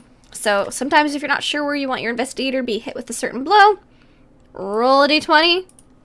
So let's say our strapping young lad, boxer from earlier, got hit by something. He got hit in the right arm. Not great for his boxing career. Bracing, movement during combat. Yeah, so these are all optional rules. but they're pretty fun. Poisons, other forms of damage. So, ooh, look at that fun art. They do have some sample poisons though, which is pretty fun. I always love me a good chart of sample poisons. Because, look, you got cobra venom right next to chloroform. Oh, and it's alphabetical. Oh, I love this. Arsenic, chloroform, cobra venom, cyanide, rattlesnake venom. Ooh, in Beyond the Mountains of Madness, the poor sled doggos have an incident with this. Maybe. Depends on your investigators, but mine did. Poor doggos. Chases. Chases are pretty fun. It's a lot of contested roles. The chase mechanics, I haven't played with them too much personally myself. I've experienced them as a player, and it's always very stressful because you're like, oh god, we're all gonna die and get caught. But as a DM, I haven't had a lot of chase scenes in my games, because a lot of times I just do a couple contested rolls and then something happens and the chase ends. But you can compare speeds. You can cut to the chase. Haha, Chaosium, I see what you did there. Alright, there's a little chart here that shows, like, there's an example of keeping track of the chase. They've got these dots, so you can see the farmer and Harvey. You can see Harvey's gaining some speed, but then the farmer catches up, and then, conflict occurs. There's hazards, something can fall in the road, etc., etc. So see, here's the start of the round, here's the end of the round. Mud appears to be the hazard. Here's a bunch of hazards for car chases, traffic jam, cyclists in the road, pedestrian crossing, which may or may not stop some people. 2 men carrying a large sheet of glass across the street. How classic is that? I'd also put up two guys trying to hoist a piano into an upstairs build, like an apartment building. Like they got the piano on the winch, and like people run into them underneath. I'd say that's the equivalent of 2 guys carrying a large glass pane across the street. So yeah, there's a bunch of examples for things. Foot chases, rooftop, hole in the wall, spiral staircase. Oh god, imagine a chase scene up a spiral staircase. That would get dizzying. I would never want to go on a chase up a spiral or up or down a spiral staircase. Like a regular staircase, sure. But a spiral one, that just seems like so much extra effort. Did they include a stall full of cabbages? No, but I would. I would put that in both the foot chases and the car chase hazards. So, I would definitely put this. And look at that. What are you doing? Get out of the street. She just looks so oblivious and happy. And he's like all angry. So, some more sample barriers, police roadblock, rock slide, chasm, etc. Break down some barriers, again, and there's conflict, blah, blah, blah. All pretty straightforward chase stuff. Oh, it's true, I could make investigators do a chase up or down a spiral staircase, and I do have to make a one-shot, so maybe it'll involve a horrific spiral staircase chase. And then, like, something that flies just to make it even more terrifying because it wouldn't have to do the circle thing. I like where your mind's at. I like where your mind's at there. Choosing a route. These are optional chase routes. We're gonna skip through them just for now, just because it's a lot more. If you want to get detailed with it, it's Cthulhu. Everyone lose 1d10 sanity. Actually, I think Cthulhu's like 5d20 sanity. Don't look Cthulhu in the eye, kids. Here we go. You've got some vehicle reference charts, so you can tell the difference between your economy car, your heavy motorcycle, your 6-ton truck. Oh, and your dirigible versus your jet plane versus your helicopter, and your tanks, your steam trains. So at least, I'll give it to them on this at least. They have examples for pretty much everything. If you cannot find an example of what type of vehicle or weapon or item you're looking for in here, you can at least find something really close. I mean, they even got submarine in here, for goodness sakes. Like, hovercraft, cruise ship, battleship. It's pretty great. I really love the depth and the forethought that they put into a lot of this. Sanity! Oh, sanity. Sweet, sweet sanity. So if you go insane, you die, and sanity is like, you have two forms of hit points. You have hit points, which is like, oh, my body. And then sanity, which is like, oh, my mind. If you hit 0 on either, you die. Or in the case of sanity, sometimes you don't die and you're just absolutely crazy and insane, and the DM takes control of your character. So, your sanity is equal to your power. These are things that can make you... You can respond with any of these after making like a small sanity check. You can jump in fright, you could cry in terror, you could swerve the steering wheel. Involuntary combat action, which I've seen some of that. Like, you just unload a full clip of something and it's mildly terrifying. I once failed a very nasty sanity check while playing a character with a Tommy gun, and I almost murdered the entire rest of my party, but they all dove for cover and were okay. So, they're fine. But just keep that in mind before deciding to play something with, oh, you have to empty your clip in just this general direction because you failed the sanity check. Just keep in mind that can happen. Or you can just be frozen.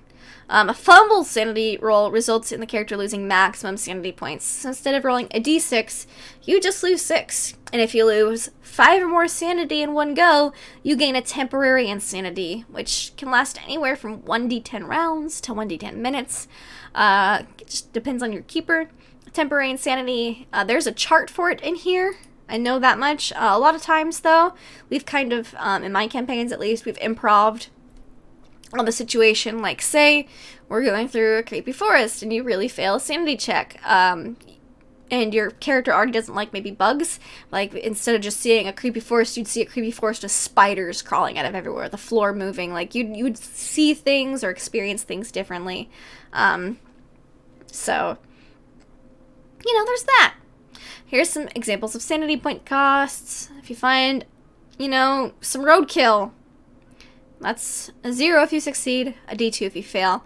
But if you find someone, find your dead cousin, you're going to lose a point of sanity even on a success, and a D6 plus 1 on a failure, or 7 if you fumble.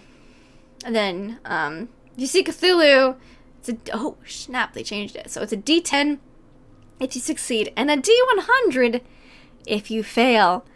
A D100 sanity loss. It's terrifying, because you typically only have up to 80, 85 sanity at most. That's scary. That's a lot of sanity loss. So you hope to roll real low on those. I've seen a couple people take D20 sanity hits, and that's also very, very scary. I once rolled a 19 on a D20 sanity loss, and oof. Ouch. I think that was when I read the Necronomicon. I immediately lost 1 D20 sanity.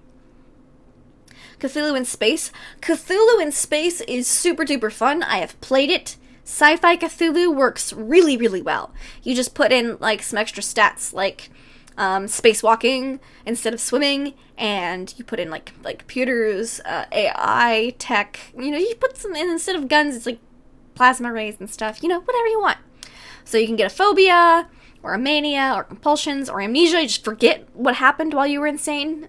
So yeah, temporary insanity is that. An indefinite sanity is when you lose a fifth or more of your current sanity in one game day. So if you have 40 sanity points and you lose more than 8 sanity in one day, you become indefinitely insane. And you need actual, months of medical treatment in order to get rid of the insanity and gain some sanity points back. Sometimes an indefinite insanity, I know there's a chart for it, but a lot of times we kind of do it based on the situation at hand. So I think one time I had a loved one die horrifically to some eldritch monster, and I had an indefinite insanity of just being terrified that anyone I knew was going to die. That was my indefinite insanity, so I was always perpetually worried about my party members and stuff like that. So you can get really creative with it, or you can just roll on the charts if you don't want to have to improv it all on the way. Yeah, so insanity, this is all just about, how madness works, Personal description. Suitable interests might be like wild-eyed or wild-eyed, 1,000-yard stare. You might become more extreme or deranged in religious beliefs, or unbelievers might be converted or made to suffer. Sometimes, there's a bunch of different ways you can do sanity. A lot of times it's 1d10 rounds, or 1d10 hours. Depends. It just really depends on how your campaign's going, what your keeper has in mind. But there's charts for it for sure. Let's see. So this is a lot of basic kind of how to RP some insanity stuff, which it's really up to the player. But, reality check rolls. I've done a couple of these to see if what you're seeing is real or just in your brain. Sometimes, even if you succeed, you still lose sanity because you're like, oh wait, this isn't real. No, it was so nice. My brain. I should have never left home. So, yeah. Here's a bunch of, again, just a brief guide on sanity. What does what. Here we go. Here's the bouts of madness, real time. You roll d10, you see what you get. Flee and panic, physical hysterics, mania, paranoia, etc., violence. Here's some more. Amnesia, robbed, battered, violence. Yeah, these are for the more permanent ones. Here's some sample phobias. These are a D100, so you could have anything from the fear of chickens. You suddenly develop a fear of chickens during the campaign, to the fear of spiders, fear of lightning, fear of flutes. That's a good one. This one would be bad. Ballistophobia, fear of missiles or bullets, especially if you're like a soldier. Oof. That's why I typically don't use the random table. I usually try to figure out something with the player on via their character's backstory to see where their psyche would go. But sometimes you can get real funny, like fear of chickens. I mean, it's great. Fear of crossing streets. Fear of blood. Fear of fog. That's when he's played too much Silent Hill right there. Fear of fog. Fear of large things. Fear of meteors and meteorites. Applicable in some campaigns. Fear of the number 8. Let's see. Fear of symmetry. Ooh, that'd be a fun one kind of play with. Especially if there's a lot of symmetrical symbols you're dealing with in a campaign. You could easily do that in there. Alright, so sample manias. Different than phobias. So, I got a big chart for those. Obsession with giving gifts. That's a good way to go broke quickly. Irrational compulsion for stealing. Kleptomania. You can just develop kleptomania for no reason. All of a sudden, just bam. It happens, Let's see. Treatment and recovery. As you can see, this section's shorter than a lot of the other sections. You don't want to fumble your psychiatric care, because if that's the case, you lose more sanity. So, private care is the best. You have a 1 to 95% chance of success. You gain 1d3 back. But if you roll that 96 to 100, you get a d6. If you go to an institution, 1 to 50 is a success. And a 51 to 95 is no progress. And then the 96 to 100 is a d6 lost. So, I've never had a good experience at an asylum in Call of Cthulhu, even when going for help. So, if you have a party member who's a psychologist, the person does not look comfortable. No, and they look smug. So, I don't trust them. I wouldn't trust Dr. Shiny, the psychiatric help person. I wouldn't do it. I would say, no thank you, I'm good being insane. There's self-help. You can get some self-help. It takes even longer. Sometimes you just get used to the awfulness. Yeah, their name is Dr. Shiny. I mean, it's better than Dr. Pain, but I wouldn't trust him. There's some optional insanity rules. Some people are hardened. There's an optional rule I know in the Investigator's handbook for when you're making your character creation. You can take a hardened feature, which you lose a little bit more sanity off the bat. I think you lose a d6 of sanity right off the bat during character creation, but you don't have to make any sanity rolls when you see, like, bodies. You know, like if someone was shot by the mafia, you wouldn't go, oh no, they're dead, and make a sanity check. You'd be like, oh, saw lots of stuff like this back in the war when I lost all that sanity in the beginning. So, or if you're a doctor and you see a lot of things coming in and out of, like, or a mortician, you see a lot of injuries and things, you would be hardened and you would have lost that d6 earlier. You wouldn't have to make sanity checks on those things. It's a great skill if your keeper will let you have it. Let's see, multiple sanity rolls. I'm already looking at that. Next page. Whoop, chapter 9, magic. Alright, so magic is super tricksy. A lot of times, I just leave the magic to the NPCs and the big bads because magic comes with a terrible, terrible, terrible cost. Usually a lot of sanity points and magic points. Magic points are a fifth of your power. So if you had 50 power, you'd have 10 magic points. You regain a magic point at 1, I think it's like 1 per hour. So, it's something like that. My MP regenerated at 1 per hour when I had like 14, so. Or like 1.2. I did the math. They regain pretty fast. But the sanity cost is pretty brutal. And a lot of times, the spell components that you need are very gruesome. Like, I need somebody's kidney. So, you know, there's a pretty good cost of magic. Also, this involves mythos tones. So, you can, if you know the language, unless you know the language already, you can make a skill roll to read it. Hard if it's handwritten or old. Most challenging of ancient moldering tomes would be extreme difficulty. So basically, if you read books, you'll lose sanity, you might learn some spells, and you might gain some mythos skill points, which you can only gain through exposure to the mythos, but again, you lose a lot of sanity. So really, I recommend limiting your reading of things. Make it have that one party member who's just dedicated to reading all the things, so that no one else has to. And then you only have one loony to deal with, hopefully, mostly. So there's things like that. You can also increase other skills sometimes, but it's just there's a lot to magic. Not that it's crunchy, it's just a lot to keep track of, and it has a very, very, very high cost. So when you're learning a spell, there's a bunch of grimoire spells. See, look at that guy. He looks stressed. It's because he's trying to learn magic. Yeah, reading and translating mythos tomes often takes months, even years, if not decades.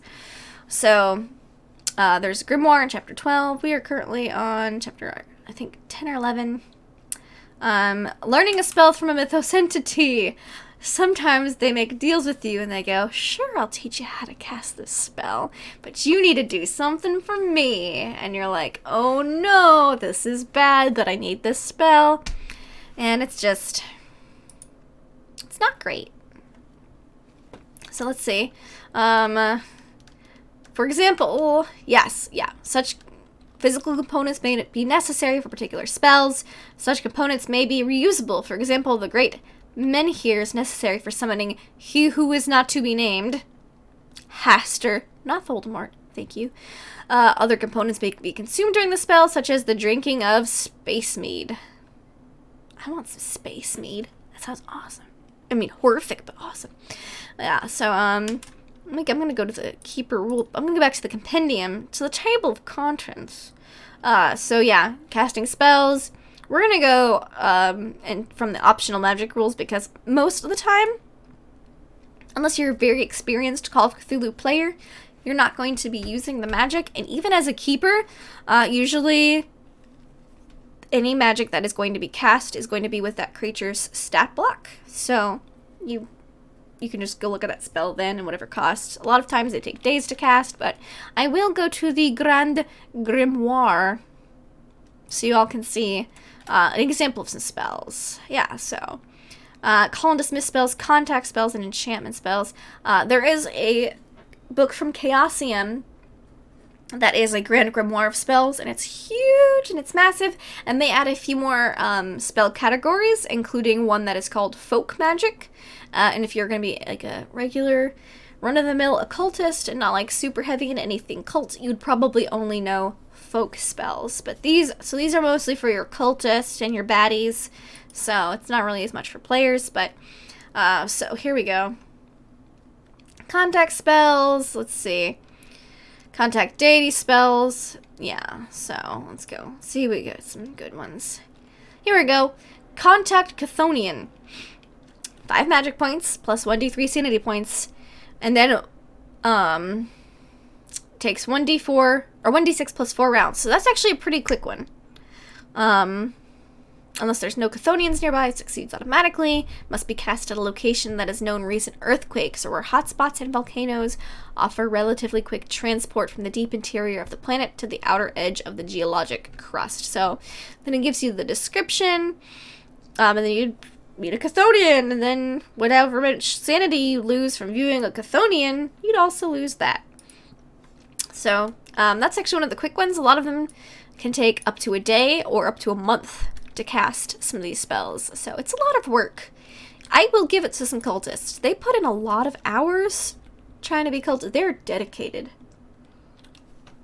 And a lot of them still have day jobs. So, you know, being a streamer is a lot like being a Cthulhu cultist. You put in so much and you get so little back in return.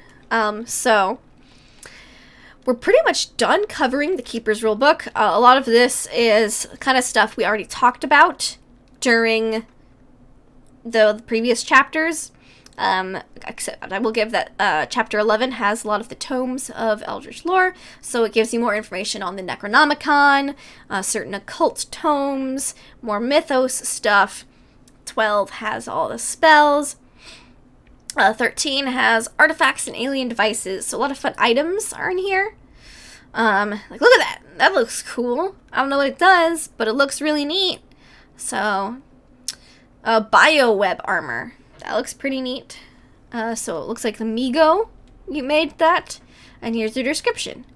The Migo donned these webs of semi-luminous green slime. Ew. Okay, looked cooler in the picture. Provides 8 points of armor against bows, flame, electricity, etc. Humans may wear these biowebs, but take 1 point of damage as hair and flesh is ripped away each time the armor is removed. So as long as you never take the green slimy web off, you're okay. That's what I'm reading from this. So whether there are significant side effects to wearing this armor is unknown. So there's a bunch of cool, like, items in here. Let's see if I can go to just... there's also a bunch of monsters and stuff. So playing monsters effectively, it kind of gives you a guide on how Cthulhu Mythos-y things behave. Pronunciations of Mythos names, very helpful sometimes. Again, monster combat. So let's look at some cool traditional horrors. Let me just show you guys a stat block of some of these horrible things that you hope you never want to have to fight. Here's a ghost. There you go. Ghosts seem to be, may or may not be vulnerable to magic or to exorcism. Okay. Posed power checks to attack. That's kind of neat. Alright, see, there's a lot to ghosts. Look at that. Alright, let's go to something else. That looks like complicated. A mummy! Here we go. Here's your typical kind of mummy stats. They're really freaking strong and hardy, but not very dexterous. They get 2 attacks per round. Usual range of unarmed attacks. Fighting, they are 70% chance to hit you and deal a 1d6 plus damage bonus. And it has an average build of 2, which means that's 2d6 per mummy punch. So, if you see a mummy, don't fight it. I would run. Or if you do, I hope you have a lot of people attacking it, because it looks like it has a decent amount of HP. Yeah, 14 HP. So, I mean, and it has 2 points of armor. So that's 2 less damage people are doing per round. So, yeah, that's a pretty low-risk Cthulhu monster. I mean, things get nasty in this game. Things are scary. Let's see, like, if we go to let's just go to a deity of the mythos. Let's look at one of these guys. Let's look at a big boy. Abhoth. Look at that. Abhoth's pretty gross. But Abhoth has a strength of 200, a constitution of 500, size 400, dex of 5, intelligence is only 65. So you could be smarter than Abhoth, but he's got 250 power. Ooh, his damage bonus is 6d6, but only 1d6 per pseudopod. Ouch. Yeah, look at that. Ooh, and he absorbs his victims? Oh no. Oh no. And if you see him, you lose 1d3 to 1d20 sanity. Like, ew. No, you don't want to fight these things. Just run away. Run away. Lock it away. Okay, so that's pretty much the bulk of the Keeper's book. There is just a couple of neat things in the appendices. Like, there is equipment lists, which is super cool because it gives you the 1920s cost and modern costs for a lot of things. Like, you can get a cashmere dress suit for $18.50 at 1920s money. A fur coat. Let's see. I saw a fur coat. I thought I did. Oh, well, I may not have seen it. A straw hat. Straw hat's only $1.95. A silk necktie is only 50 cents. What? Here we go. I could get a nice taffeta frock for only $10.95. So here you go. You got your costs for everything. Meals out. A chicken dinner is $2.50 a person. Breakfast is only 45 cents. Speakeasy prices, because a lot of it takes place during the 20s. So obviously, wine is the most expensive, and that bathtub gin's only 10 cents. Coca-Cola, which had cocaine in it till 1912, I believe, only 5 cents. Any good rules to help a keeper decide what monsters to throw at their players? That is an excellent question. So, a lot of times, if there's a scenario, it'll tell you what monsters to put in there. But if you're making up your own campaign, or your own one-shot, your own scenario, so to speak, you would kind of look at what story you're trying to tell. If you want it to be a really action-packed story, you might put in a lot of cultists, things that don't deal a lot of damage, but more of them. If you want more of a chase and, cat and mouse kind of game, you might put in a super powerful thing that shows up, hits one person, kills or almost kills them, the rest all flee, or it shows up periodically to taunt them, kind of thing. Then you get one thing but make it a lot stronger. It just kind of depends on what kind of mood and feel you're going for. I'd say a lot of lesser powered things if you want it to feel more action-y. If you want them to definitely run through something big, they should always run when it's something big, because you're not going to do great, because a lot of these are invulnerable to non-magical damage, and it's just not pretty. So, cultists are a pretty good classic for even if you want people to run, because then you just throw a lot of cultists at them, or if you could just put a lot of weak cultists against them if you want them to feel, pretty actiony, pretty kind of pulpy. So, generally, make it more investigative if you don't want a high death ratio, but a little combat never hurt anybody. Well, a little combat can be fun and may or may not kill some people, but it really just depends on if your group build is, if you have like a soldier, a police officer, and an assassin, they're going to be a little bit hardier, a little bit more combat heavy. But if you have a librarian, a waitress, and a doctor, they're not going to be nearly as suited for the combat, so they're going to be more likely to run. So it kind of just depends on your group makeup versus what kind of story you want to tell. So there's nothing like quite like challenge rating to balance it. So you kind of have to just think about what kind of story you want to tell, because it's Cthulhu and a lot of it's narrative or run or die. So, but I found to be generally against cultists, like basic just people, it's pretty good odds against beating them. So if you just want them to have a good combat and feel like they accomplished something, or maybe even still run away if they feel outnumbered. Cultists are a classic. Here's your lodging costs. You can buy real estate, medical equipments. Sometimes you need some aspirin. Outdoor travel gear.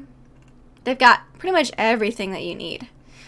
And the cost for it, tents, tools, miscellaneous investigators things like extra handcuff key. You never know when you might need an extra handcuff key. You can do all sorts of fun stuff with their inventory too. Like, oh, you lost the handcuff key. What are you gonna do? I'm like, oh, I have an extra handcuff key. Like, that's great. That's really smart. Good thinking on your part. Or they can just be like, well, shnikes, none of us have the lockpick skill. Guess we're handcuffed together for life. Transport. So that's how much cars cost. I'm pretty sure there's cab fare somewhere in here. Yeah, air travel, train fare. So that's good. So that way you know how much like a train ticket costs to get from certain places. Because as the DM, or the Keeper of Arcane Lore. That sounds like a meet cute. So a lot of times, you know, your players go, I want to buy this. How much does it cost? And you're like, thankfully, they have almost everything in here. Like, for 12 words, your telegram is 25 cents. For every word after that, it's 2 cents. They give you pretty much everything. And if it's not in here, there's usually something that's close enough. It's very helpful. Got your movie ticket costs, your phonographs, your Kodak folding cameras. You can pick a ukulele kit. Ammo and weapons. Here's your gun costs. Illegal weapons. And their costs. La gasp.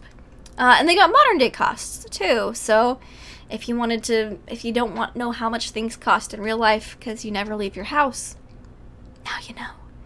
Although I would like a cheap PC system for $100. Oh, okay, actually that's pretty spot on because a good PC is about that much. So, you know, JK is pretty accurate. Yeah, so they've got a whole bunch of stuff. You could get a Toyota Prius right there. Bam. Every 100 miles is that cost. Every 10 miles is that cost. So, sea voyage from the US to England. You know, you could take a nice jolly stroll across the sea. Across the sea. And here's your hand weapons. Here's your weapons tables. I love these charts.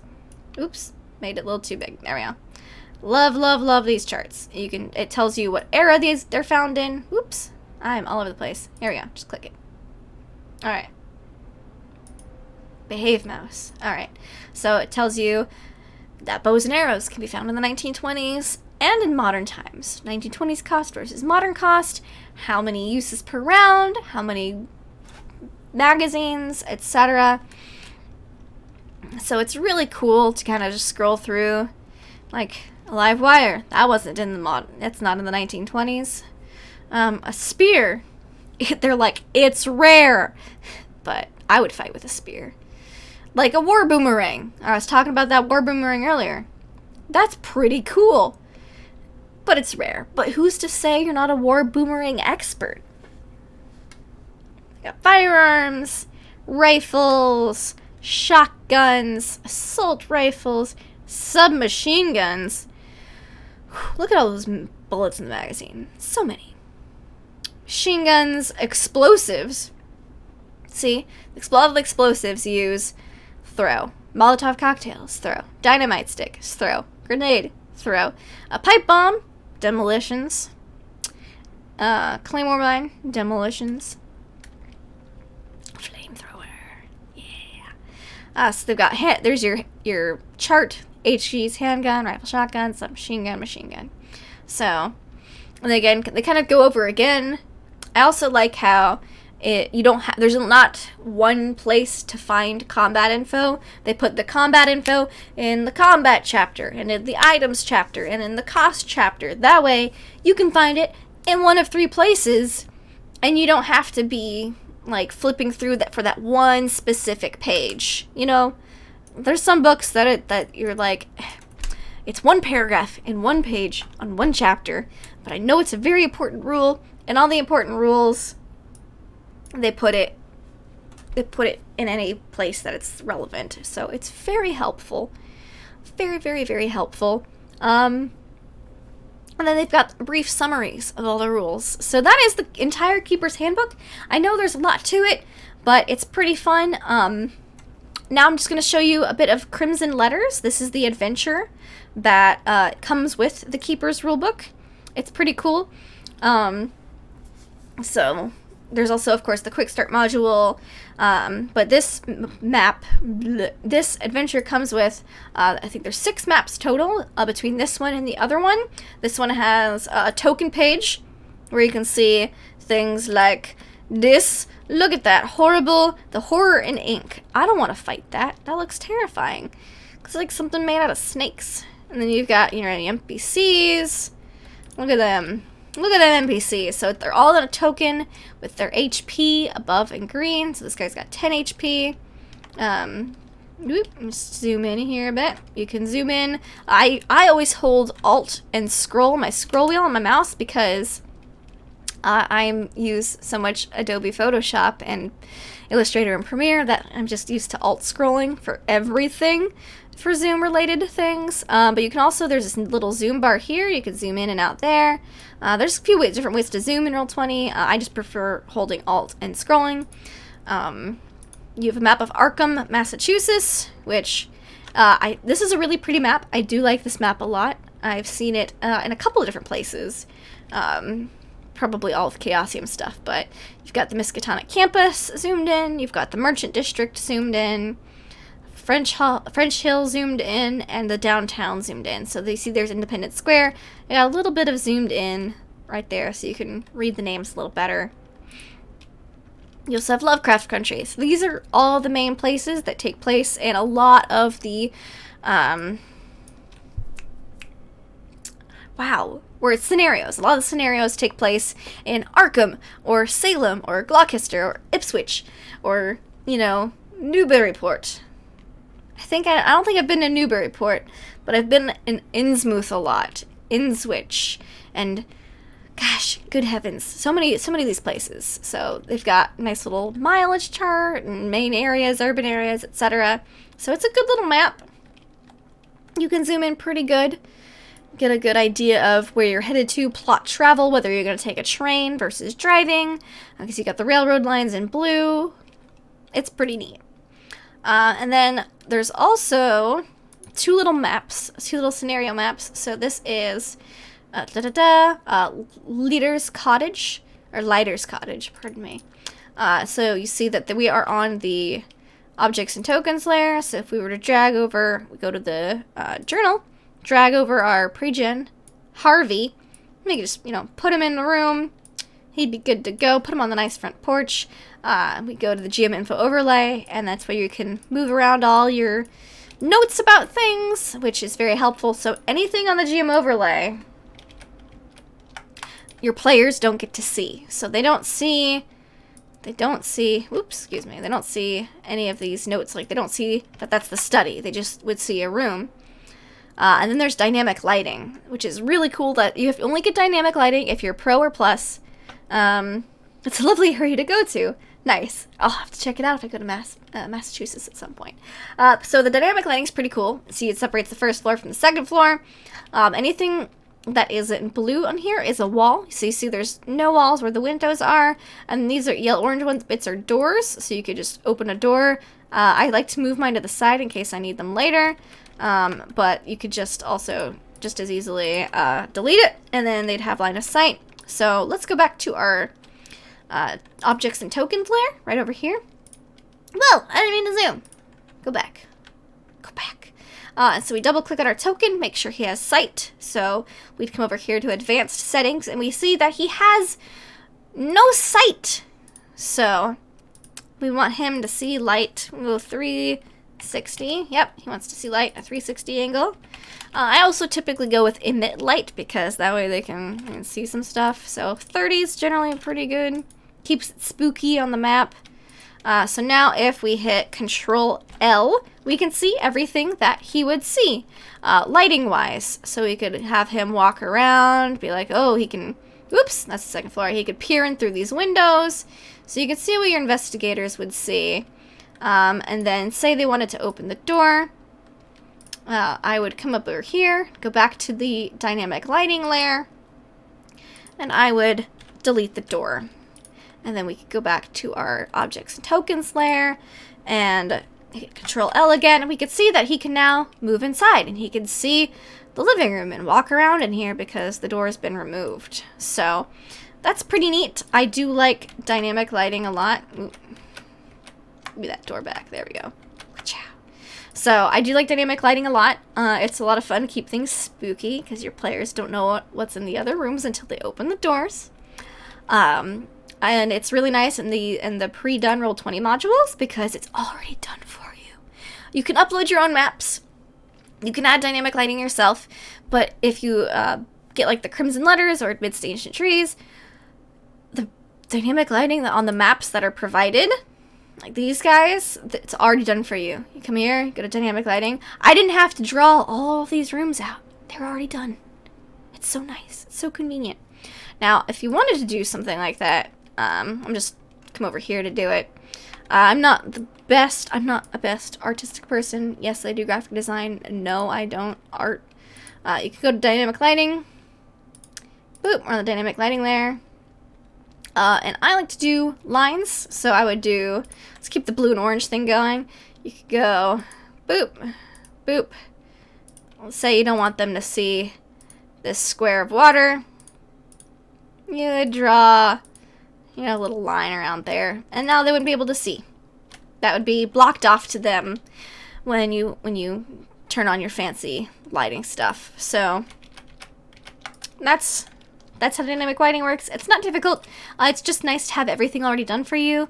You can also see that in this map right here on the GM info overlay, which I can make the opacity brighter or darker. So your players see everything like this. This is what your players see. Real clean look. But then you come over to your GM info overlay, and this is what you see. You see all the little signs.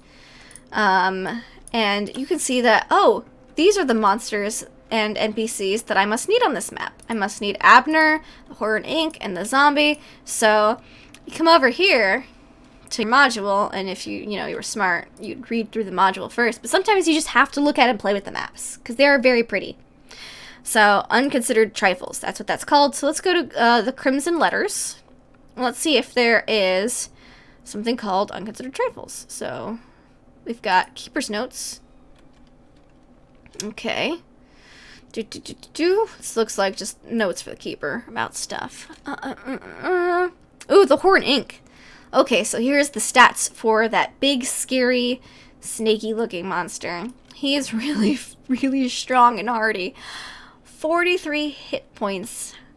Ouch. And if reduced to 0 HP, the horror is dispelled until the papers are touched again. So don't touch the papers, apparently, in this module.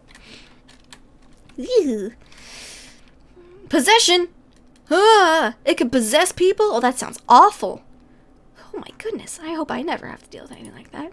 Okay. So, we go up here, and we go to the introduction. This is an open-ended scenario set in the environment of Arkham. Begins focused on events transpiring at the ill-starred Miskatonic University. Never go to the Miskatonic University. People always die. It involves the pursuit and set of valuable and dangerous missing papers following an unexplained death. See? You go to the Miskatonic, you die. The scenario is set at the heart of a murder mystery, but one where the true culprit is not of this earth and the facts of the case are shrouded by strange events, greed, and obsession. The scenario takes place in October, sometime in the 20s, during the Prohibition era. So this is just a nice little brief overview. It tells you what triggers the events. Then you've got the Keeper's info. This is all the info for the NPCs and things. And it's got, again, hyperlinks, so you can see the witch trial papers. Just links you right there. It's super nice, and it opens it up in a separate tab, so you can keep track of it all. You can just double-click it to put it to the side if you want. We don't need them right now. So you keep going through.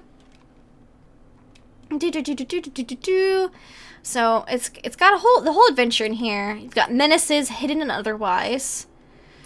here are some menaces. Oof, spooky. Okay. Timeline of past events leading up to this. 1920 bleh. So you got February, April, June, August. You see people died. His cottage is broken into and ransacked by Flinders. Flinders, no! He's so rugged and handsome. How could he? Anthony Flinders, how dare you?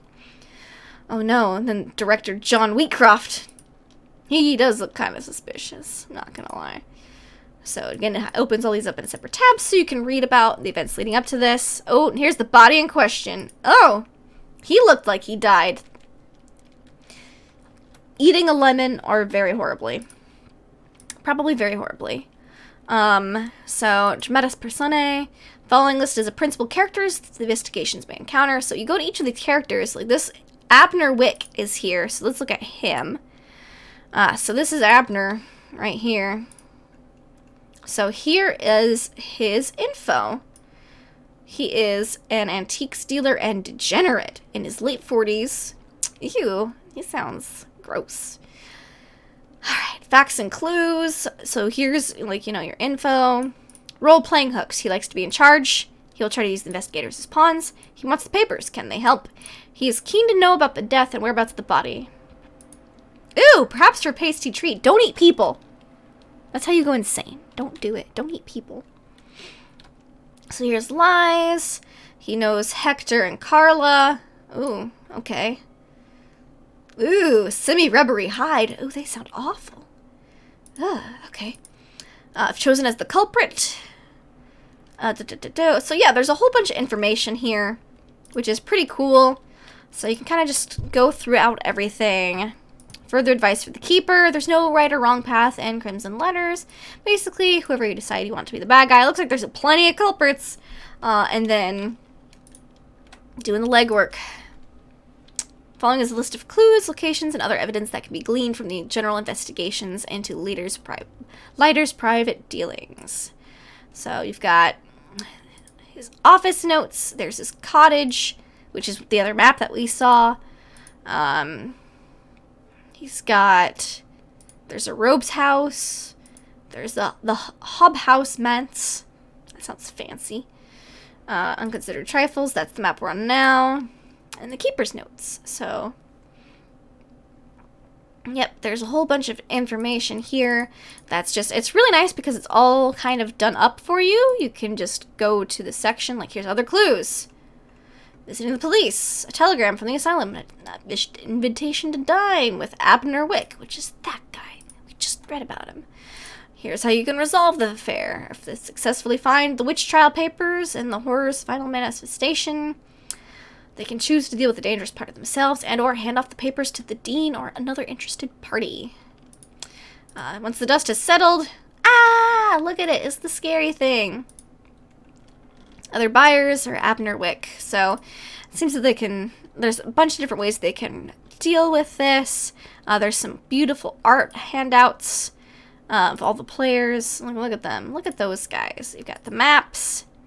You've got some scenes. Like, I wouldn't want to be that guy. He looks like he's about to become a snack.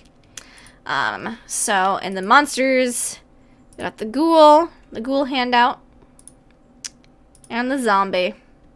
Eee. That guy. I wouldn't want to run into him on a dark, shady alley. So, there's a lot that you can do with these modules that are already done. I would say that this does look like it's more than a one-shot. So, in 2020, I will be DMing a one-shot, and I think that rather than try to smash one of these all together and condensed into a one-shot, I think that I can give you all some tips and tricks real quick on how to do your own one-shot. So, again, we kind of looked through the character sheets here. I will show you guys that there is, if you don't like these character sheets, I think they're pretty cool. I like that you can set your difficulty up here, but if you want something that looks closer to what's from the book, you still have that option. We can go to Roll20. This is a game I just selected, Call of Cthulhu. There's the Roll20 character sheets, and then there's just the generic character sheets. So the generic character sheets look like this. this is pretty much what the character sheet in the book looks like. It's a lot less fancy, but what I will say, the difference between this character sheet, I think this character sheet is very aesthetically pleasing. I think it looks very pretty. I like the green. It's very Cthulhu. I do like that you can pick your difficulty to roll. I like a lot about this, but I will say the only thing that I do prefer on this sheet over the other sheet, having spent some time looking at this over the past week, is that, say you want to roll a swim check, say he's an Olympic swimmer, and you roll this. It has your whole, your half, and your fifth value here, so that if you roll really well, you know that it's automatically a hard success. Whereas if you roll, say, your persuade here, and your difficulty is set at regular, if you roll a 5, that's an extreme, but it doesn't say an extreme success. It just says success. So that's my only critique over the new character sheets, is that you know your degree of success a little bit easier right off the bat. You don't have to know what your fifth value is right off of hand. It has it right there for you. So that's the only difference between the two character sheets, but I do like both. I think they're both pretty cool. Yeah, I think this one's very aesthetically pleasing. This one looks really crunchy, but I do like it. I do like it a lot. So I like the possessions area a lot better on this than on this one, because it's just, this is, you know, it's real small, whereas this looks really nice. Like, oh, notebook and pen, that's fancy. And you can just come in here and add something else, like a cat hat. Boom! And you've got a cat hat right there. It looks real nice.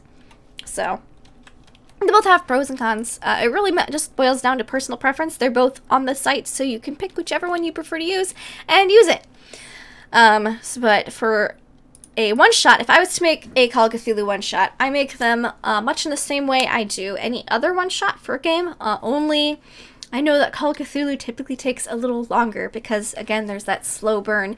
Even in a one-shot, you never jump straight into the action because you have to know what's going on. So, usually there's something that brings the players together, and then usually something that brings the players together has a cause that they need to be investigating. So, someone's been murdered, someone's gone missing, they've all received a mysterious invitation to be at this place at a certain time. Something like that, and then they'll get there, they'll find a couple of things amiss, and the couple of things amiss should have something to do with an event. My little arc for one-shots is starting thing that brings everyone together, event, which is something that alters the situation at hand, causes greater difficulty, gives them some sort of moral dilemma, or causes disturbance. Something along those lines. So an event, and then resolution. Because, one shot, you have a nice little arc. Usually you don't have enough time in a one shot to do a lot of twists and turns. If your players are just plowing through with something, they're just, gung-ho, finding all the clues, rolling really well, beat up a bunch of cultists. Then I usually like to have a backup event. So I have event, backup event that may or may not ever come into play, resolution. You usually don't need more than 2 events. And if you need more than 2 events, throw more cultists at them. They'll handle it. Or they'll just die, and then it's solved either way. So, what I think would be fun, we were talking about earlier when we were reading through, maybe a kind of plague, like the Black Plague, like medieval Cthulhu. So I'm thinking what it could be a fun thing for one shot. I don't want to give too much away in case, my players watch this or something. I don't know.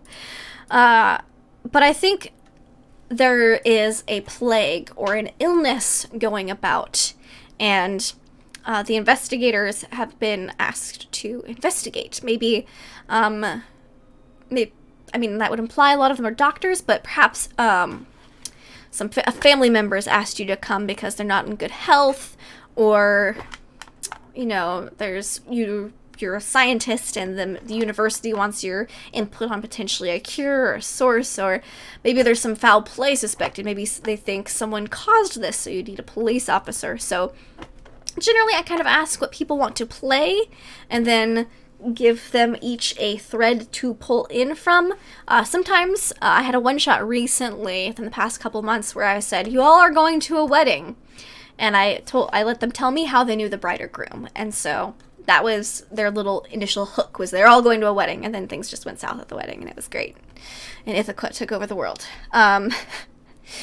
So maybe something with a plague, because that would be kind of fun. We were talking about that earlier. And then the climax with that would obviously be, it's not man-made or natural, it's something eldritch or horrible. So let's actually go back to the compendium. Let me go to monsters.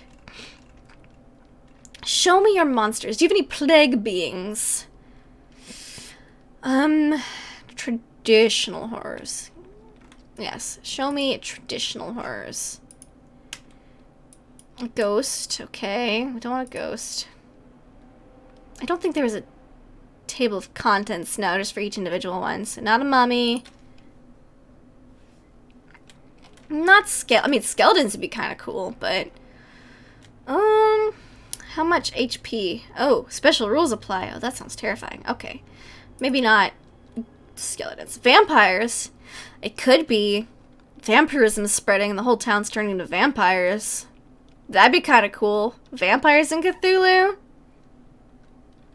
That'd be kind of sweet, actually. Get a vampire plague. Werewolves? Werewolves are actually pretty scary in Cthulhu. I've fought some werewolves. They're mildly terrifying. Zombies. Gugs. Gugs are really scary. Oh, beasts! Oh, that was a small section on traditional horrors. Alright, burbs. Look at the burb. Looks like a vulture. Alright, let's see. Black bear. Maybe just got tentacle bears coming out of the forest. Crocodiles.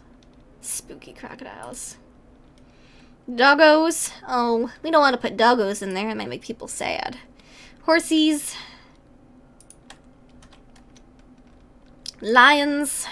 Tigers and bears. Oh, mine. Rats and a rat pack. What are we in the 80s? Gotta bring back the rat pack. Classic monsters in Cthulhu. Yeah, that could be fun. I mean, there's so much you can do with Cthulhu. You could do, like, they could be snakes, and you could have Yig be the elder god trying to swim back. Like, suddenly there's a snake infestation in town, because Yig is super associated with, snakes. So we could have a bunch of snakes. They have a couple books on the Weird West Cthulhu, like Wild West Cthulhu, which I have not had the opportunity to play yet, but oh man, does that sound exciting. Giant squid. You have to have a giant squid. Moby Dick. Wasps and bee swarms. Ow. A wolf, another doggo. Optional rules. Okay, we don't need optional rules. Show me. Go back. Show me spooky monsters. Show me more spooky monsters. Mythos. Monasters. Okay, we'll go to monster spells. We'll just go through there. Actually, yeah, Mythos monsters. Here we go. Byakees. Terrifying. Really, really scary. Hard to kill. Yeah, they get special powers and stuff. They hurt a lot. Their bite is really bad because they drain your strength. Chthonians. We were talking about summoning one of those earlier. Look at a little worm-faced worm. I wouldn't want to see one of those. Oh, telepathic control. Huh. So they just brainwave wash humans. Oh, a creature from the Black Lagoon. Yeah. Colors Out of Space. If you haven't read The Color of Outer Space, it's one of the really good Lovecraft stories. It's very interesting. It's really cool. So, but that is pretty terrifying also. So we probably shouldn't throw The Color of Outer Space, straight at them. A crawling one. Ew, that looks awful. Looks like it'd make a lot of squelchy noises. People hate squelchy noises. If you're like, and then it crawls towards you like, people hate it. They hate it. They go, ugh, and it makes my heart fill with warmth. Oh, a Dagon and Hydra. Oof.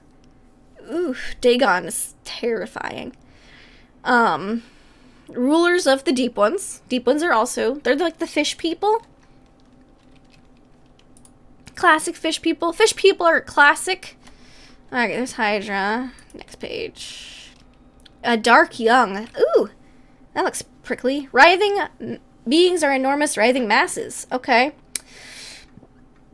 Give me something plaguey. Ooh, a deep one. It could be, like, it's a fishing village, and everyone's starting to get sick. Even the fish are getting sick, and it could be because a bunch of deep ones have moved into, like, the lagoon or the lake nearby, and those who are infected, like, are compulsed not to tell, because they know spells. They have a 40% chance of knowing some spells, so they have some decent magic points, too, so could do some deep ones. That's a super classic, like, real classic. Like, here we go, deep one hybrid. So this is what happens when a person gets crossed with a deep one. Yeah, that's what happens when, that's why humans and fish people really shouldn't have babies. It's not great. It's not great for the baby. So, there's some information about them. But yeah, Innsmouth tainted potency. So, we could throw some of them at them and be like, why are there fish people? Ah! And then that would really freak them out. Ooh, Dehole. Looks almost Dune-like. Yeah, gigantic burrowing horrors. Okay. Maybe not Dune. We don't want to play, Tremors. We're playing... Ooh, a dimensional shambler. Look at that guy. He looks almost like a cockroach and an orangutan. Had a kid. Yeah. Okay. Trans-dimensional travel is his special power. What would I give to have some of these powers, though? I mean, they're super cool. Elder Things. I really like Elder Things because they're pretty freakily great to describe.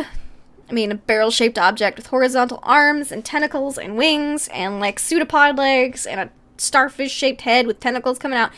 It really freaks people out to see one of those things flying at them. And also, yeah, fun fact, they may have accidentally started terrestrial life through arcane experimentation. They were just making Shoggoths, and then they're like, oh, look at this extra matter we don't need. And then humans. So, there's a lot of there's a lot of them in Beyond the Mountains of Madness, which I DM'd, which was super fun. All took place in Antarctica, and it was very The Thing-esque. So, that's a classic one. A fire vampire. That does not look like a regular vampire. That looks horrifying. Ugh. Okay, but only has 3 HP. Okay, what does it do then? It just does a lot of damage. I see. And standard material weapons can't harm them. Oh, if you dump a gallon over it, 1.5 gallons, nope, 6 gallons will kill it. That's a lot of water. Oh, no, yeah, that's a lot of water. That's a lot of... Maybe we won't throw fire vampires at them. Ooh, a flying polyp. That looks plague-like. How big is it? Show me your size. Oh, wait, that's huge. Maybe we can make it a baby flying polyp. Eepy. But they can be invisible. Ooh, and it can still be roughly located by a constant nauseating piping sound that always accompanies it. So maybe there's like a group of baby invisible flying polyps that are causing a plague. That's kind of neat. They remain in their deep caverns and seem content to remain there, annihilating the few beings who chance upon them. Maybe, let's see, the entrances to their dwellings are mostly deep within ancient ruins, where there are great wells sealed over with stone. Okay. Okay, so maybe, there's like an old village near a mountain, and they just like reopened a mine shaft or something recently, and they started doing more work in the mines, and there was some little baby polyp eggs that all hatched, and they turned invisible, and they've started going out into the town, and people don't know why they're getting sick, but it's because of these little fuckers. So maybe. Ooh, formless spawn. That also looks pretty plague-like. Black protean beings change shapes in an instant, from toad-like lumps to elongated things with hundreds of rudimentary legs that ooze through small cracks and enlarge their appendages at will. Ew. Ooh, okay. So that's a much smaller one. I still like the invisible little flying worms. I'm making you really want to play. Well, good. That's the whole point. Ghasts are pretty scary. Maybe people who succumb to the plague turn into like zombies or skeletons or ghasts, but under the brain control. Ooh, ghouls. Ghouls are pretty scary. Ooh, yeah. Ooh, they dwell in tunnel systems between many cities, often centered on graveyards. Maybe some of the old miners they used to dwell in there, like tended the baby little flying polyp eggs. They come out at night and they think they're like, we've got zombies and a plague, but it turns out it's just like the baby flying polyps the whole time. Ooh, a servant of Glaaki. So Glaaki is a pretty scary dude. We don't like Glaaki very much. Not that we like any of these outer gods very much, but yeah, minor ghouls. Those could be pretty fun. And it looked like, let me go. It looked like they weren't too difficult to kill, so I could actually throw some of these. Yeah, 13 HP, but only an average build of 1. Ooh, 3 attacks per round, but I could make them, like, perhaps because they were in the mines for so long. So it doesn't say they've got a life expectancy, so maybe they're, like, weakened. Because you can always make something weakened, and so they only get 1 attack per round, because it looks like they deal a pretty big number of damage. If they bite, they get 1d4 per round. So yeah. Oh, but they can use firearms. Oh no. Firearms and projectiles do half damage. That's good to know. So yeah, maybe some like weakened ghouls and some plague monsters. I could make a whole campaign out of this. Let me just make out a whole like full campaign. Oh, that looks pretty cool. Numpke. Oh, hairy myth thing of the Greenland ice that sometimes walked on 2 legs, sometimes 4, and sometimes on 6. That looks pretty creepy. It almost looks like the Mudhorn from The Mandalorian. If you guys have seen that, you should. It's awesome. Special powers, blizzard, and generate cold. That's really cool.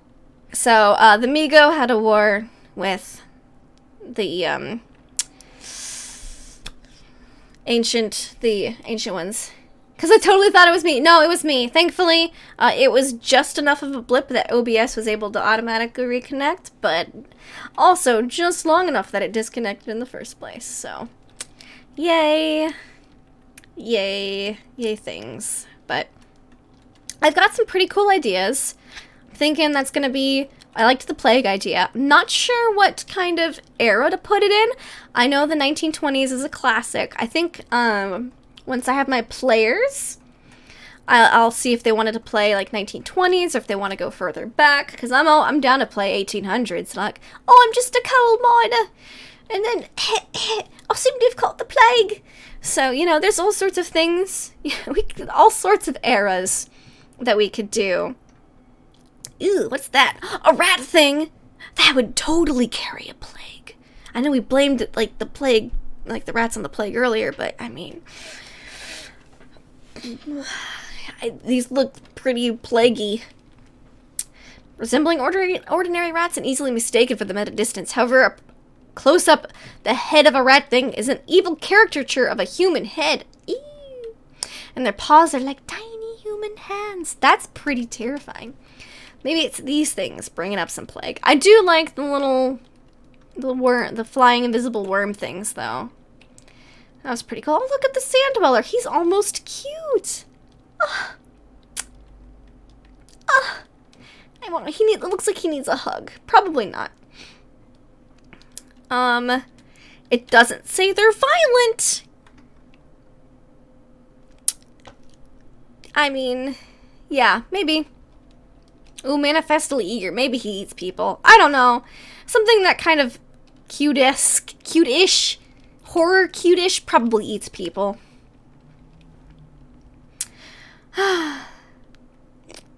maybe it'll be a friendly one. He's so cute. Okay. Serpent people. These guys are mean. They're like, Yig is the best. Yig is great. And yeah. Or Yoth. Okay, so, yeah. Alright. They seem okay. They seem like pretty standard lizard people cultists. Servitor of the Outer Gods. He looks like he should be playing in a cantina somewhere. Just saying. Music of Madness. Ooh. Sanity roll every 2 rounds and endure the music. Or lose 1d4 sanity.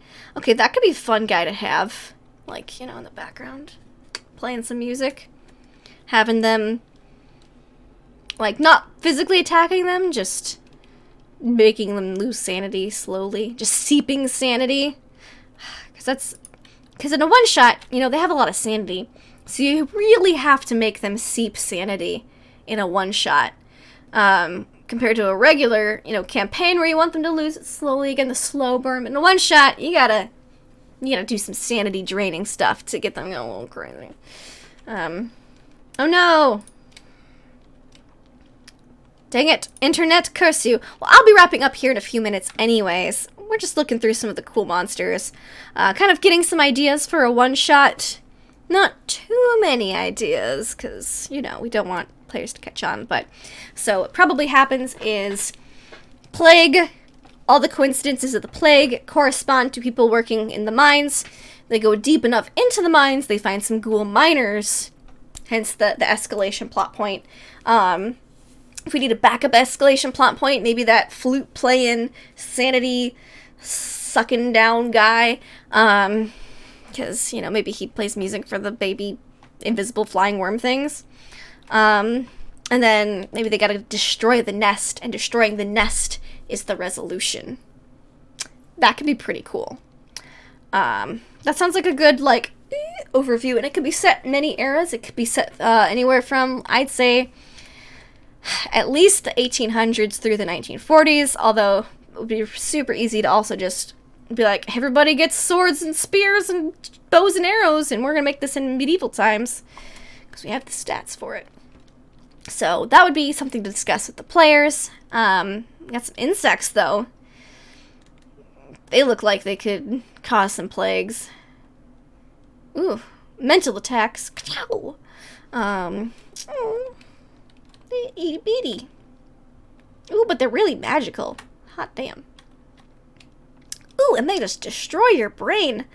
Okay, yeah, maybe not those. I still like the invisible flying worm things. That sounds pretty neat. Yeah.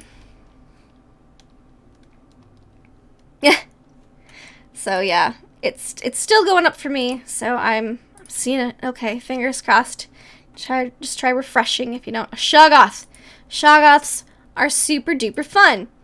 I once had a player who was, we had like a season 1 and a season 2 of a campaign, and they couldn't make it to season 2. So I asked if they wanted to go insane, or, because I couldn't really leave the middle of Antarctica. So it's like, do you want to go insane or do you want to die? And they were like, I want to smooch a Shoggoth and die. And I was like, done. We will make you insane.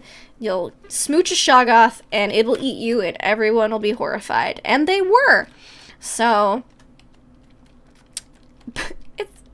Call of Cthulhu is fun, guys. But they're pretty terrifying. And there's different types of Shoggoths as well. Certain scenarios will have different variations. Like, there were 6 to 8 different variations in the Beyond the Mountains of Madness campaign. And just alone, I can only imagine in the others. Starspawn of Cthulhu. Absolutely terrifying. You'll lose a lot of sanity. Yep, 1d6 to 1d10 sanity. Just looking at them. Just looking at them. Star Vampire. Also really scary. I think they burrow into your chest. Yeah, they at least eat you. Oh, it doesn't look as bad. He looks like just really mean. Okay. So, I think we've got the generic outline of a plot after having flipped through Flipped through, you know, the book. I think there's some fun scenarios that we could do, especially with that mining idea and the plague. I love a good plague. So, again, that's just making up a one-shot based off of what's in the Keeper's rulebook. If you wanted to give it a try, Keeper's rulebook's right here on Roll20. It's super cool. You get that. You get the character art pack. You get 2 modules, the Crimson Letters and Amidst the Ancient Trees. We flipped through Crimson Letters. Ancient Trees is a little more action-packed. It looks pretty cool. Crimson Letters is definitely more of an investigative-y one. But if you want a free one, there's the Quick Start rules. And it's got the adventure in there as well. So you can see it's got all the basic rules you need. Got some cool art. It's got your scenario. There's your handouts. So if you want to try it without fully investing, I highly, highly, highly recommend it. It's super duper fun. My favorite system for many reasons. I'm pretty sure I said like 8 different things about the system where's my favorite. But as you can see, there was over 100 spells, 700 items, a bunch of stat blocks, which are really cool. Some really neat maps with dynamic lighting. If you have that, if you don't have the dynamic lighting, also, you don't need it. I mean, it's you know, it's not like a D&D dungeon where it's going to give everything away, because you can still put things on the GM layer, keep it out of sight, out of mind for the players. Again, if you want to check out some actual play before I DM, you can check out the Roll20Con 2019. Chaosium did a stream. That was pretty cool. I actually watched it earlier today. They had a lot of fun. Roll20 has an official partnership with Chaosium, so this is all super duper accurate. So you're not going to find this in a lot of other places where you can just walk over here and type in luck, and you don't have to flip through a bunch of, you know, the idea roll, luck roll. So it's all in here. See? Loot. It's all in here. You can just spending luck. You just type it in there, and it's all there. Spending luck. You don't have to. If I wanted to look up Shoggoth. Boom! Shoggoth. Right there. It's really nice to have the search function. It's really, really nice to have the search function. So, definitely check it out. I like it. I'm definitely going to be using it a lot. And again, everything's super easy. You've got the character sheets, 2 different types of character sheets. So, you can decide what works better for you as a group, or even, you as a DM. Both are very, very well done. I've talked about the differences I like between both of those. If you didn't notice, I had some music playing this whole time because I get really distracted if it's just dead quiet. So it's very quiet, but you can adjust volume of music. I have it set on loop, so it's just real quiet in the background, but I also have this one. So you can, set a more creepy, mysterious atmosphere. If you want to add tracks, it's super easy. You click Manage Audio, Tracks. They've got stuff from tabletop audio. My favorite of which, if you couldn't tell, is Russian Winter. Russian Winter is addictingly good. I could listen to this on loop all day. It starts off real chill, and then you get some, music in here. This is my jam. This is my jam right here. Like, listen to that. But they've also got battle bards if you want sound effects, or they've got categories, tags, all the stuff that you need. A lot of it works really well for D&D. I find that tabletop audio and Incompetech, I adore Incompetech. I'm so glad it is incorporated in Roll20. Oh my goodness. Love it, love it, love it. I pretty much exclusively use Incompetech when I'm DMing things, because you can search like dark and eerie, and it comes up with a bunch of things, and you can be like, oh, let's look at, I don't know, let's look at Aftermath. That sounds dark and eerie. You can see some other tags. You can skip ahead, kind of get a feel for it. Yeah, that's super spooky. That would work really well for, Call of Cthulhu one-shot. Just some nice, chill background audio. But tabletop audio, if you get off of Russian Winter, if you go to historical, there's also some really good ambiance in there, like the 1920s Speakeasy. That one's pretty nice. Get some nice for if you're in a restaurant or something. Another one that I really like from tabletop audio, having used it actually pretty good deal as well, is the Cotton Club, if you want something a little more upbeat, because you get some music in there. It's pretty good. Also wind up using House on a Hill a decent bit. because it's just spooky, and you got some music box in there. Music box always freaks people out. People hate music boxes in a spooky setting. But we've got Milltown, so that could work pretty well for our, you know, our mining place, especially if we do it in medieval times. So, it's a little happy for Call of Cthulhu, but they got a bunch. Shanghai in the 1930s. That's super helpful if you wanted to do Masks of Nyarlathotep, because I'm pretty sure you could do that in the 20s or the 30s, and I'm pretty sure Shanghai is one of the stops. So yeah, there's just a bunch of things in here. I know Antiquarian Study. I use that one a decent bit, because it's just, the clock's real spooky. I do a lot of spooky games, so there's that. Again, you've got the Compendium, which is super nice. You've got all your layout stuff here, including some module shortcuts, which I learned that the Control L today to make a token big, or whatever thing big. I did not know that prior to today, so even I learned something new from this information. It's super duper fun. You got all the art assets, roll stuff. It's all super great. I had no idea about Control L. I learned that's the new thing that I learned today. I knew a lot of versions about things, but the Control L was cool to, like, you know, get the viewer's point. I was always the person who, like, logged back in as a player and then logged back in as GM and logged back in. Now I don't have to do that, and it's so nice. Yeah, super shocked I do a lot of spooky games. And, yeah, just I knew a lot of the, you know, these, but the Control, and also Z, to make it big. The Z and the Control L. Those are two things I learned new today. Yeah, I hope you all had a wonderful time. Again, if you need a group to play, to try out the quick start rules, try the search for a group function. I used it to find my original group about almost 3 years ago, and we still play together 2 to 3 times a week, every week. It was the first game I signed up for, and I've met other people fantastically through there as well. And you don't need to download anything. It's all in there.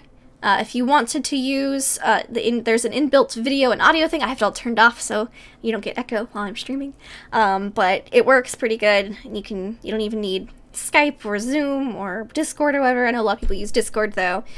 So yeah, there's just a lot of cool stuff that you can do. I hope everyone at least learned a little bit of something, and I hope to see you all in 2020 for lots of Cthulhu madness and mayhem. Thank you all so much for watching, and I hope you all have a fantastic night.